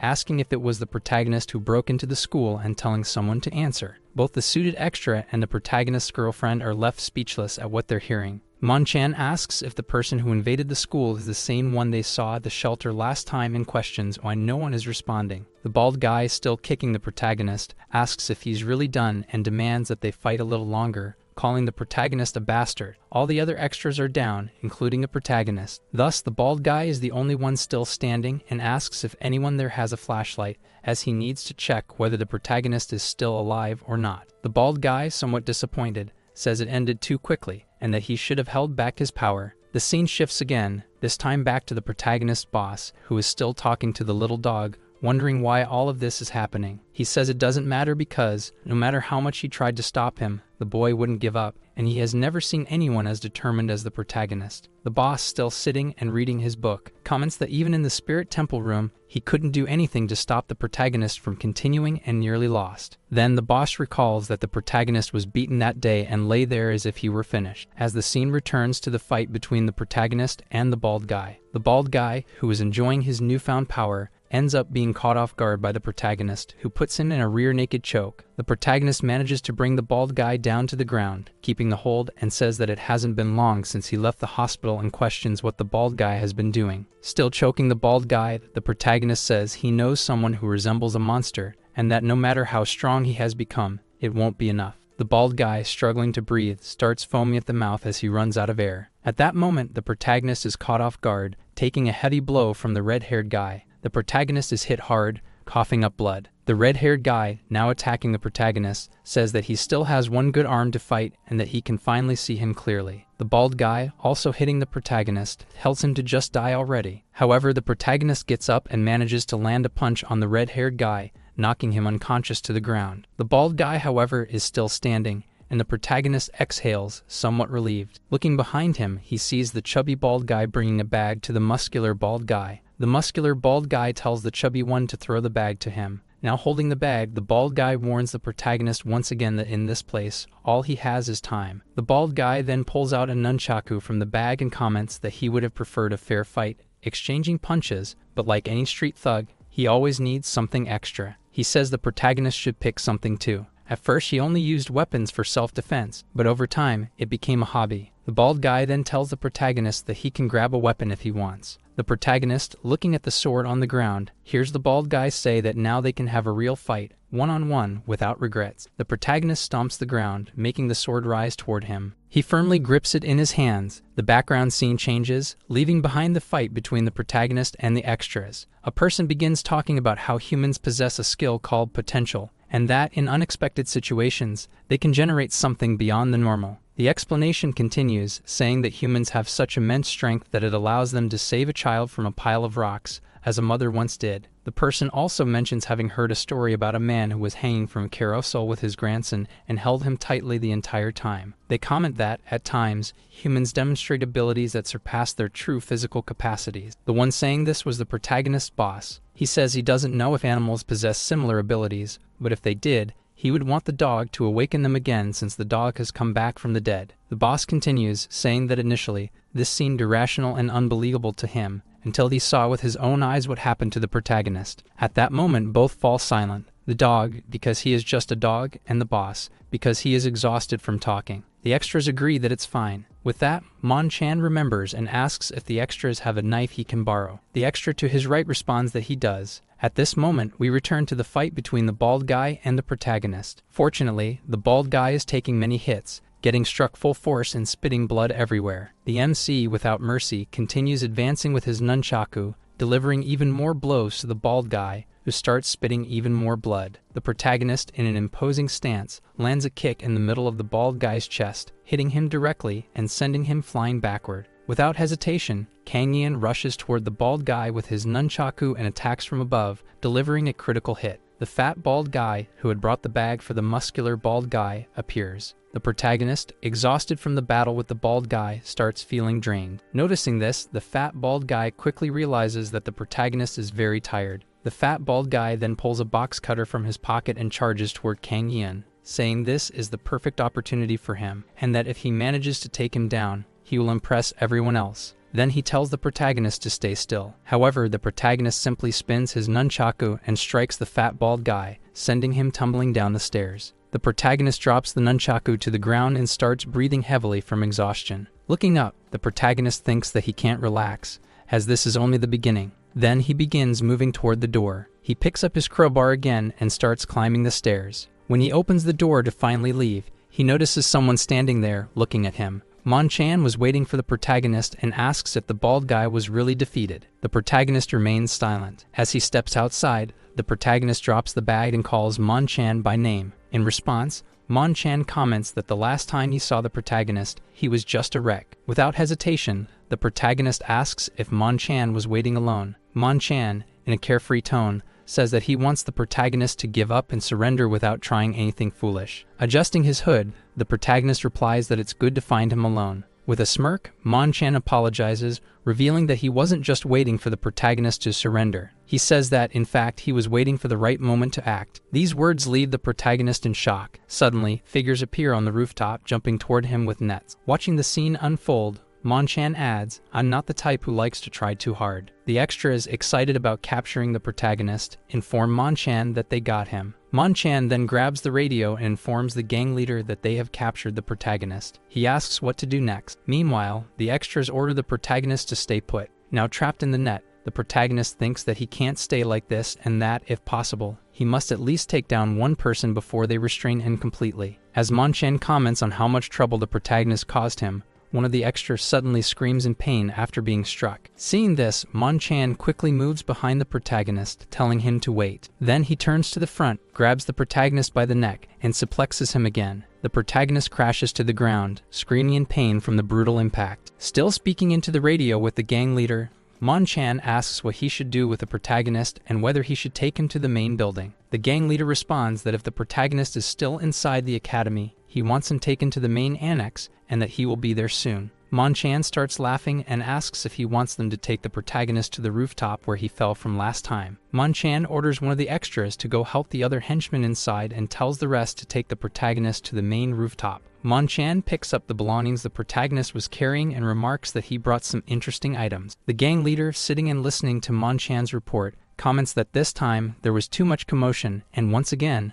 a disappointment. Then he stands up and places his revolver back in its holster. The scene changes again, revealing the ruined city. A completely destroyed building appears, and once more, those aliens that invaded Earth are seen. The alien in question stands in front of a machine and begins interacting with it, inserting some kind of object into the machine, which in turn emits something. As a result, the number 219 appears on the display, with the probabilities marked at 0%. From 220 to 222, everything is also at 0%. Thus, the alien starts speaking again, stating that all objects so far show a 0% probability that the data has been sent and that it is now searching for 223. At that moment, it is shown that a signal has been received from a previously observed object. The observed object is number 19, whose probability has increased to 0.43 over time. The suited extra and the protagonist's girlfriend observe some guys carrying a person. They begin commenting that it really looks like the protagonist. The protagonist's girlfriend says that maybe it is him. They watch as the unconscious protagonist is trapped in a net.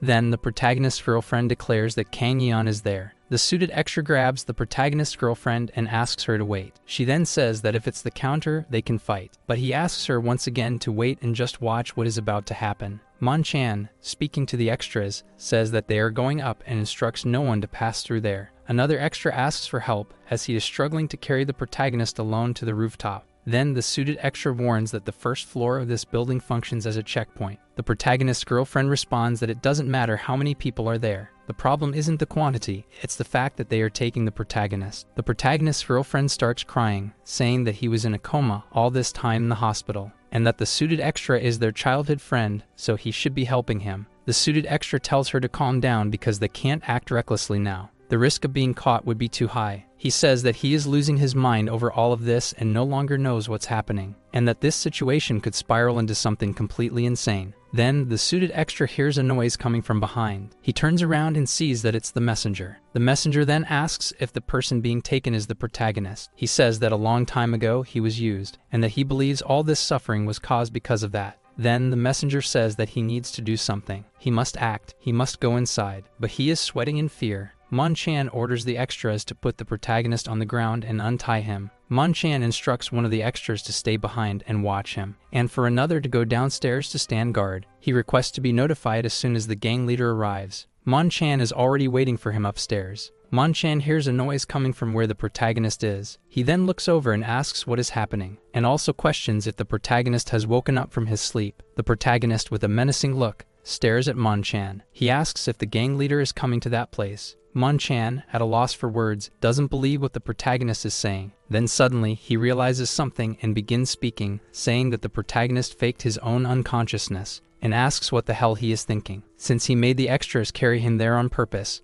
and questions what he thinks he can accomplish with this. The protagonist, still completely tied up, manages to strike the extra in the throat, who ends up screaming in pain. The protagonist, stepping out of the net, says that there is something wrong with his body, that he trained a lot over the past month, and that there is something he can't explain. The protagonist, tearing the net in halves, says that he feels as if he could do anything he wants. Mon-chan starts laughing, calling him a crazy bastard, and asking if he really thinks he can break that net. Then at that moment, he is caught off guard as the protagonist rips the net in half. Mon-chan is left in shock by what he is witnessing. The extra who just took the hit wonders what the hell is happening. The protagonist quickly charges toward the extra, delivering another strike in his direction. However, the protagonist is pleased with his results. Grabbing something from his bag, the protagonist says that he thought about taking a break, and that he wants to rest a little more, that this night has been long and exhausting. Moon-chan is left speechless. He just watches as everything unfolds. Then the protagonist takes a can of tuna from his bag and starts eating in front of Moon-chan. Moon-chan in turn continues to watch in silence. The protagonist, eating the can of tuna, says that he's starving, and for that reason he's going to eat right there. The protagonist then tells Moon-chan that if he wants to win this fight, he'll need to follow a plan, and his plan is to take Moon-chan out of the picture as soon as possible. The protagonist says he can hear over the radio that the gang leader is just a few minutes away from the school. The protagonist's words make Moon-chan start laughing, and he says that it's been a long time. Moon-chan puts his hand to his face, asking how the protagonist can be so foolish as to think he's powerful just because he managed to break that net. Then, Moon-chan gets serious, and asks if the protagonist really thinks he can stay calm after hearing that. He tells him to remember who he's talking to. The protagonist, still eating, makes a disgusted face upon hearing what Moon-chan just said, and comments that it's funny to see someone saying, "Do you remember who I am?" Moon-chan then charges at the protagonist, running straight toward him. The protagonist throws his can of tuna to the ground. With that, Moon-chan throws a punch, but he misses the protagonist. However, the protagonist dodges and manages to land a kick on Moon-chan. The protagonist then wipes his fingers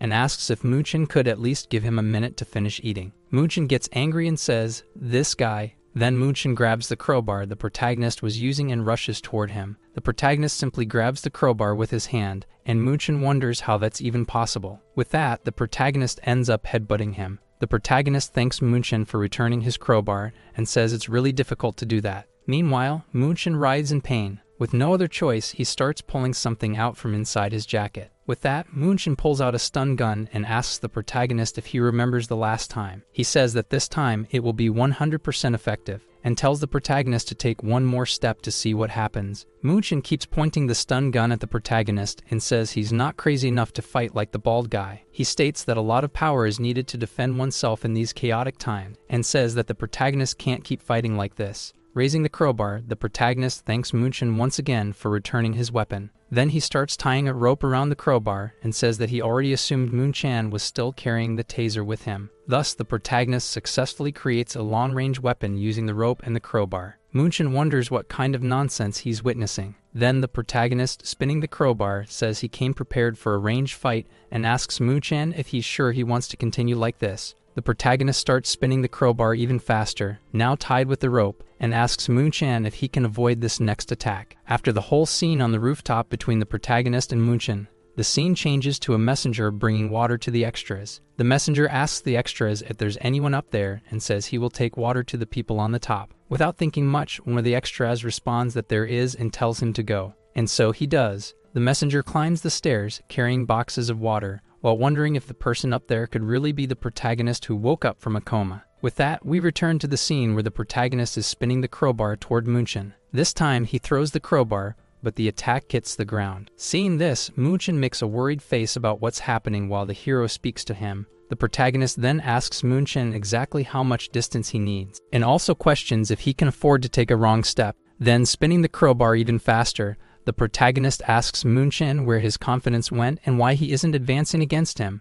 While holding the taser, Moon-chan realizes that the crowbar is coming straight at him, and unable to react in time, he ends up getting hit directly on the forehead. Therefore, Moon-chan becomes angry about this, Then the protagonist says that Moon-chan was able to predict the movement at the last second of the attack. Moon-chan starts laughing, saying that he is surprised Kang is using this kind of trick, and asks if he enjoys playing around with things like this. With blood running down his forehead, Moon-chan says that even so, the protagonist is trapped and that the only exit is behind him, and that even if he manages to defeat him, there are still extras waiting for the protagonist, warning that his time is running out. Moon-chan says that of course the protagonist could simply jump from there, but reminds him that this is where he fell last time. Once again, Moon-chan comments that the protagonist didn't realize this and asks if he really thinks he can survive a second fall. Thus, the protagonist tells him to shut up and calls him a coward, asking if he really thinks he can waste his time. Moon-chan becomes furious at being called a coward and asks how the protagonist dares to say that,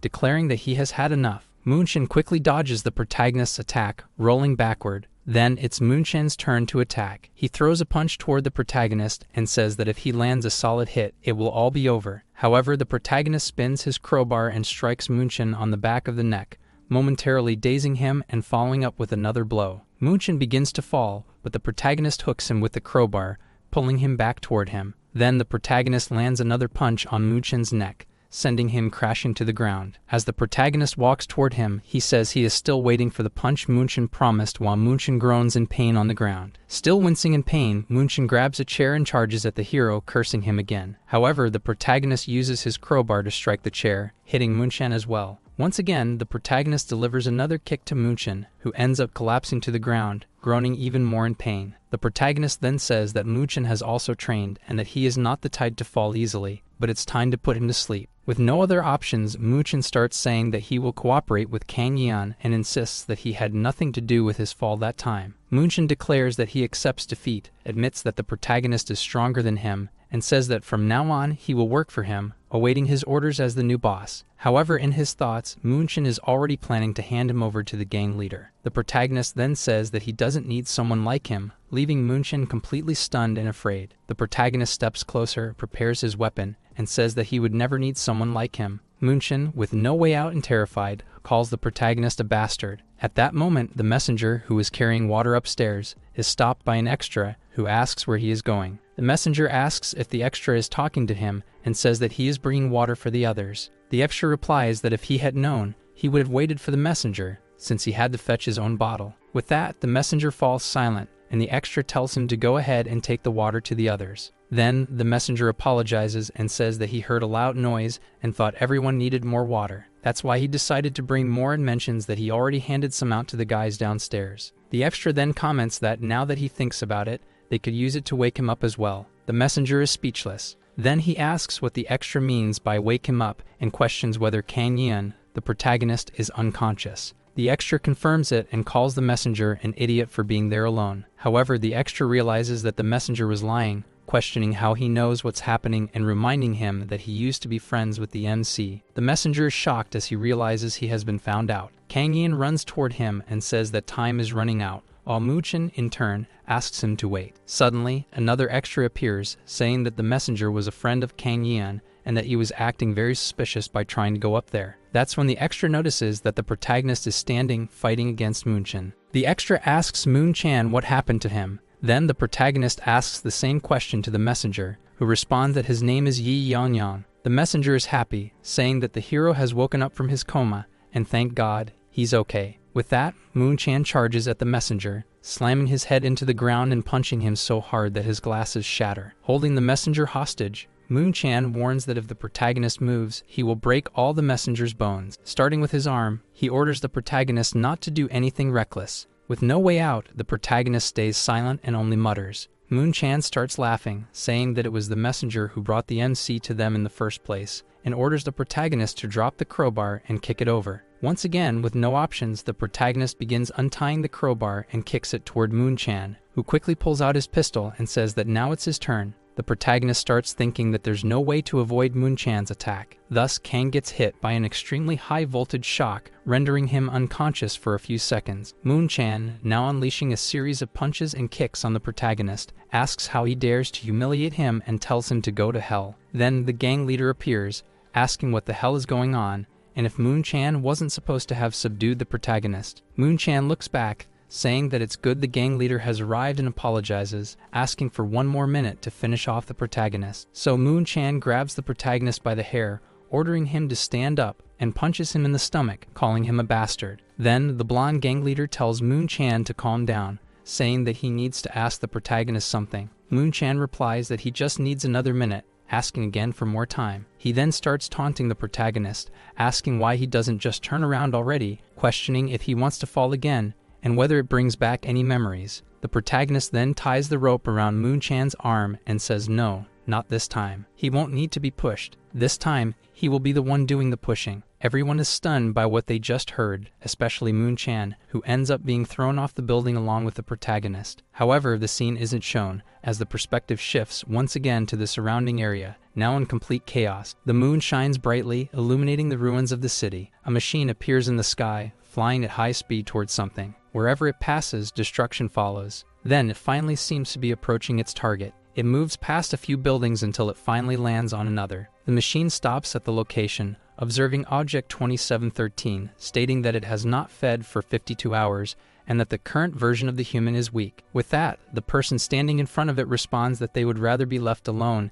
and do not require any rare substances. The machine continues speaking to the person in front of it, stating that the probability has increased among the other observation subjects and requesting cooperation. The person facing the machine responds that they do not care about anything it is saying and tells it to find someone else, ordering it to leave them alone. After the conversation between the alien and the experimental subject, we return to the protagonist's scene. The protagonist then throws himself off the building, using all his strength to drag Moon Chan down with him. Moon Chan, in turn, curses the MC, causing the protagonist to glare at him, completely worn out. Then Moon Chan curses him again, saying that he's finished and can't withstand any more force. As he speaks, Moon Chan also starts losing his strength, making him begin to fall from the building as well. However, the one who saves Moon Chan is the leader of the school gang. Thus, the only person who falls from the building is the protagonist. The gang leader simply watches from above as the protagonist lies motionless on the ground. The school's surroundings are shown, while a person groans in pain. That person is the protagonist. Slowly, the protagonist drags himself toward his bag, still groaning in pain. He sits beside the bag, seemingly searching for something. He starts coughing, completely exhausted, and so he begins climbing the school again, scaling walls and barriers once more. Apparently, he has arrived at his destination as he opens a nearby window and begins to climb inside. He passes through a hall that closely resembles an auditorium. As he walks, he continues murmuring in pain and exhaustion. With that, the surroundings of the school are shown at night. Once again, the surroundings of the school are displayed. However, this time it is still morning, while someone calls for the extras, cursing them and saying they are waiting for them. Munchin, the bald guy, and the red-haired guy are talking. The bald guy asks the two if they know where the protagonist went. Meanwhile, Munchin tells him that he is crazy and asks him to rest because they will now take care of it and search for the protagonist. Munchin, looking at the red-haired guy, asks why he didn't inform them that Kang was outside, since he knew, and questions if it was his pride that stopped him from doing so. The red-haired guy does not respond, remains silent, and starts thinking about the protagonist, saying his name. All the extras are gathered in the school. One of them says they need to guard the exit and keep the radio channel open, so if the intruder appears again, they can contact him. With that, the scene shifts back inside the school, where the protagonist's young girlfriend meets her friend, who, in turn, says she is glad she is okay, and asks if anything happened to her. The young girl remains silent, and in her thoughts, she recalls what the suited young man told her. She remembers that from the way things are, she assumes the protagonist managed to escape since they are searching for him so desperately, and that if she tried to help him now, things could probably get even worse. Since things are calmer for now, they ask her to wait and see how they can help the protagonist later. She then starts crying, calling the protagonist an idiot and asking how he could do something like this.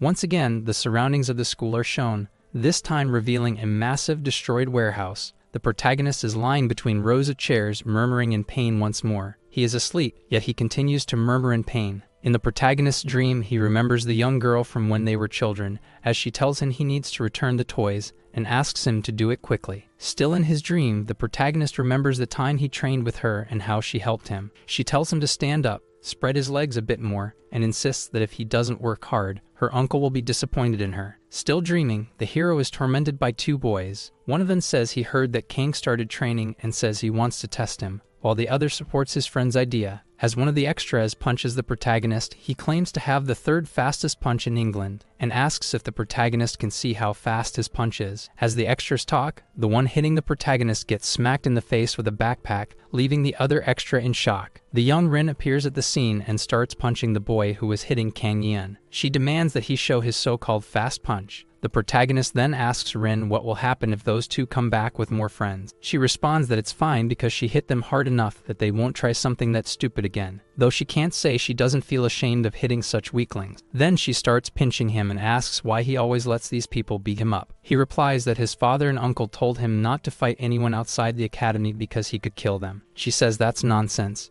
Then Rin asks what Kang would do without her and says it's okay, assuring him that she will always be by his side to help him. The protagonist starts waking up from his deep sleep. He gets up, sits on the stairs, and thinks that it was all just a dream. However, he was able to hear young Rin's voice again and feels that all he needs is a little more rest. Still in his thoughts, he makes a serious expression and asks if young Rin is there. It must be her. Who else could it be? He asks her to wait for him. As soon as he regains his strength, he will go after her. The gang leader stands with his arms crossed, asking if Min Dae-young already knows that the other guys have all been defeated. Min Dae-young is training, and because of that, he is covered in sweat. Then he responds to the gang leader, saying that he heard over the radio and that a long time ago, he faced the protagonist in front of the door. Even so, back then, the protagonist was nothing. He says that as soon as the gang leader finds him, he should let him know, as he will handle it himself. Min Dae-young is doing pull-ups using 2 water jugs. The gang leader says he probably knows where the protagonist is and asks if Min Dae-young wants to go with him. With that, we return to the outskirts where the alien is located. It continues stating that observation object 2713 has gone 65 hours without food. Therefore, the alien insists that he will awaken but won't survive without the proper nutrients. The alien machine, floating in front of object 2713, suggests that he eat something quickly. Irritated by the endless talking,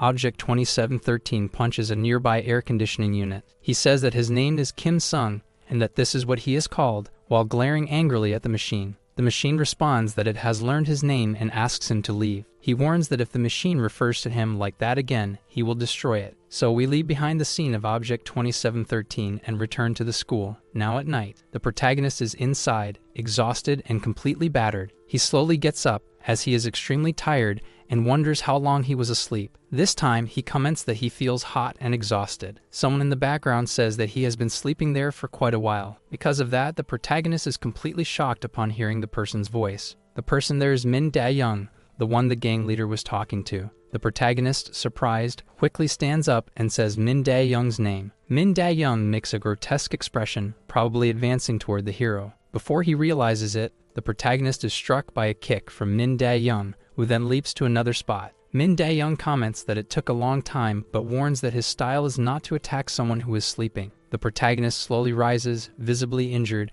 and asks if it is true that Min Dae-young came alone. In response, Min Dae-young says there is no need to worry because no one will interfere in their fight. Then, with a dark expression, he states that if everyone came after the protagonist, he would quickly lose interest. Hearing this, our hero sighs in relief. He positions himself for combat, taking on a fighting stance, and comments that it's good to know that. He adds that in a one-on-one fight, he can win easily. Thus, the fight between Min Dae-young and the protagonist begins. Kang throws strikes at his opponent, advancing quickly against Min Dae-young. Then he lands a kick between Min Dae-young's arm and armpit. However, Kang Yin did not expect Min Dae-young to be able to catch his kick. Min Dae-young then comments that he is also relieved because he alone is enough to defeat him. At that moment, he lifts the protagonist by the neck and slams him forcefully onto the ground. The impact makes the protagonist writhe in pain. Not giving him much time to recover, Min Dae-young continues advancing toward him. However, it seemed that this situation was part of the protagonist's plan. He seizes the opportunity and kicks Min Dae-young's knee. He quickly gets up and throws a punch aimed at his opponent's chin. However, Min Dae-young dodges the attack and, in return, strikes the protagonist's arm. The impact pushes the protagonist far back. He manages to land on his feet but shows clear signs of exhaustion. Min Dae-young praises his potential while criticizing his lack of speed. He mentions that Moon Chan and the young red-haired guy in the black jacket were too careless, making Kang laugh. Then he stands up again, sighing due to the pain and fatigue. While pulling something off his body, the MC asks Min Dae-young if he has ever watched a famous series called Dragon Ball. Confused, Min Dae-young asks what he's talking about. The the protagonist begins removing several weights strapped to his body. He explains that he thought enduring hits like a punching bag would make him stronger. However, when they started adding lead pieces to the weights he was carrying, he changed his mind and thought he would die. As he adjusts the items, the protagonist mentions that his boss told him to wear the weights just like Kakarot did. The two remain motionless, staring at each other. Kang Yeon reveals that his boss instructed him to remove the weights only when it was truly necessary. Finally, he throws the sandbags to the ground. Min Dae, watching everything, is shocked as he realizes that the protagonist will no longer be the same as before. Then, the MC returns to his fighting stance and declares that now the real battle begins. Our video ends here. If you enjoyed it, please like and subscribe to the channel. Until next time, bye bye.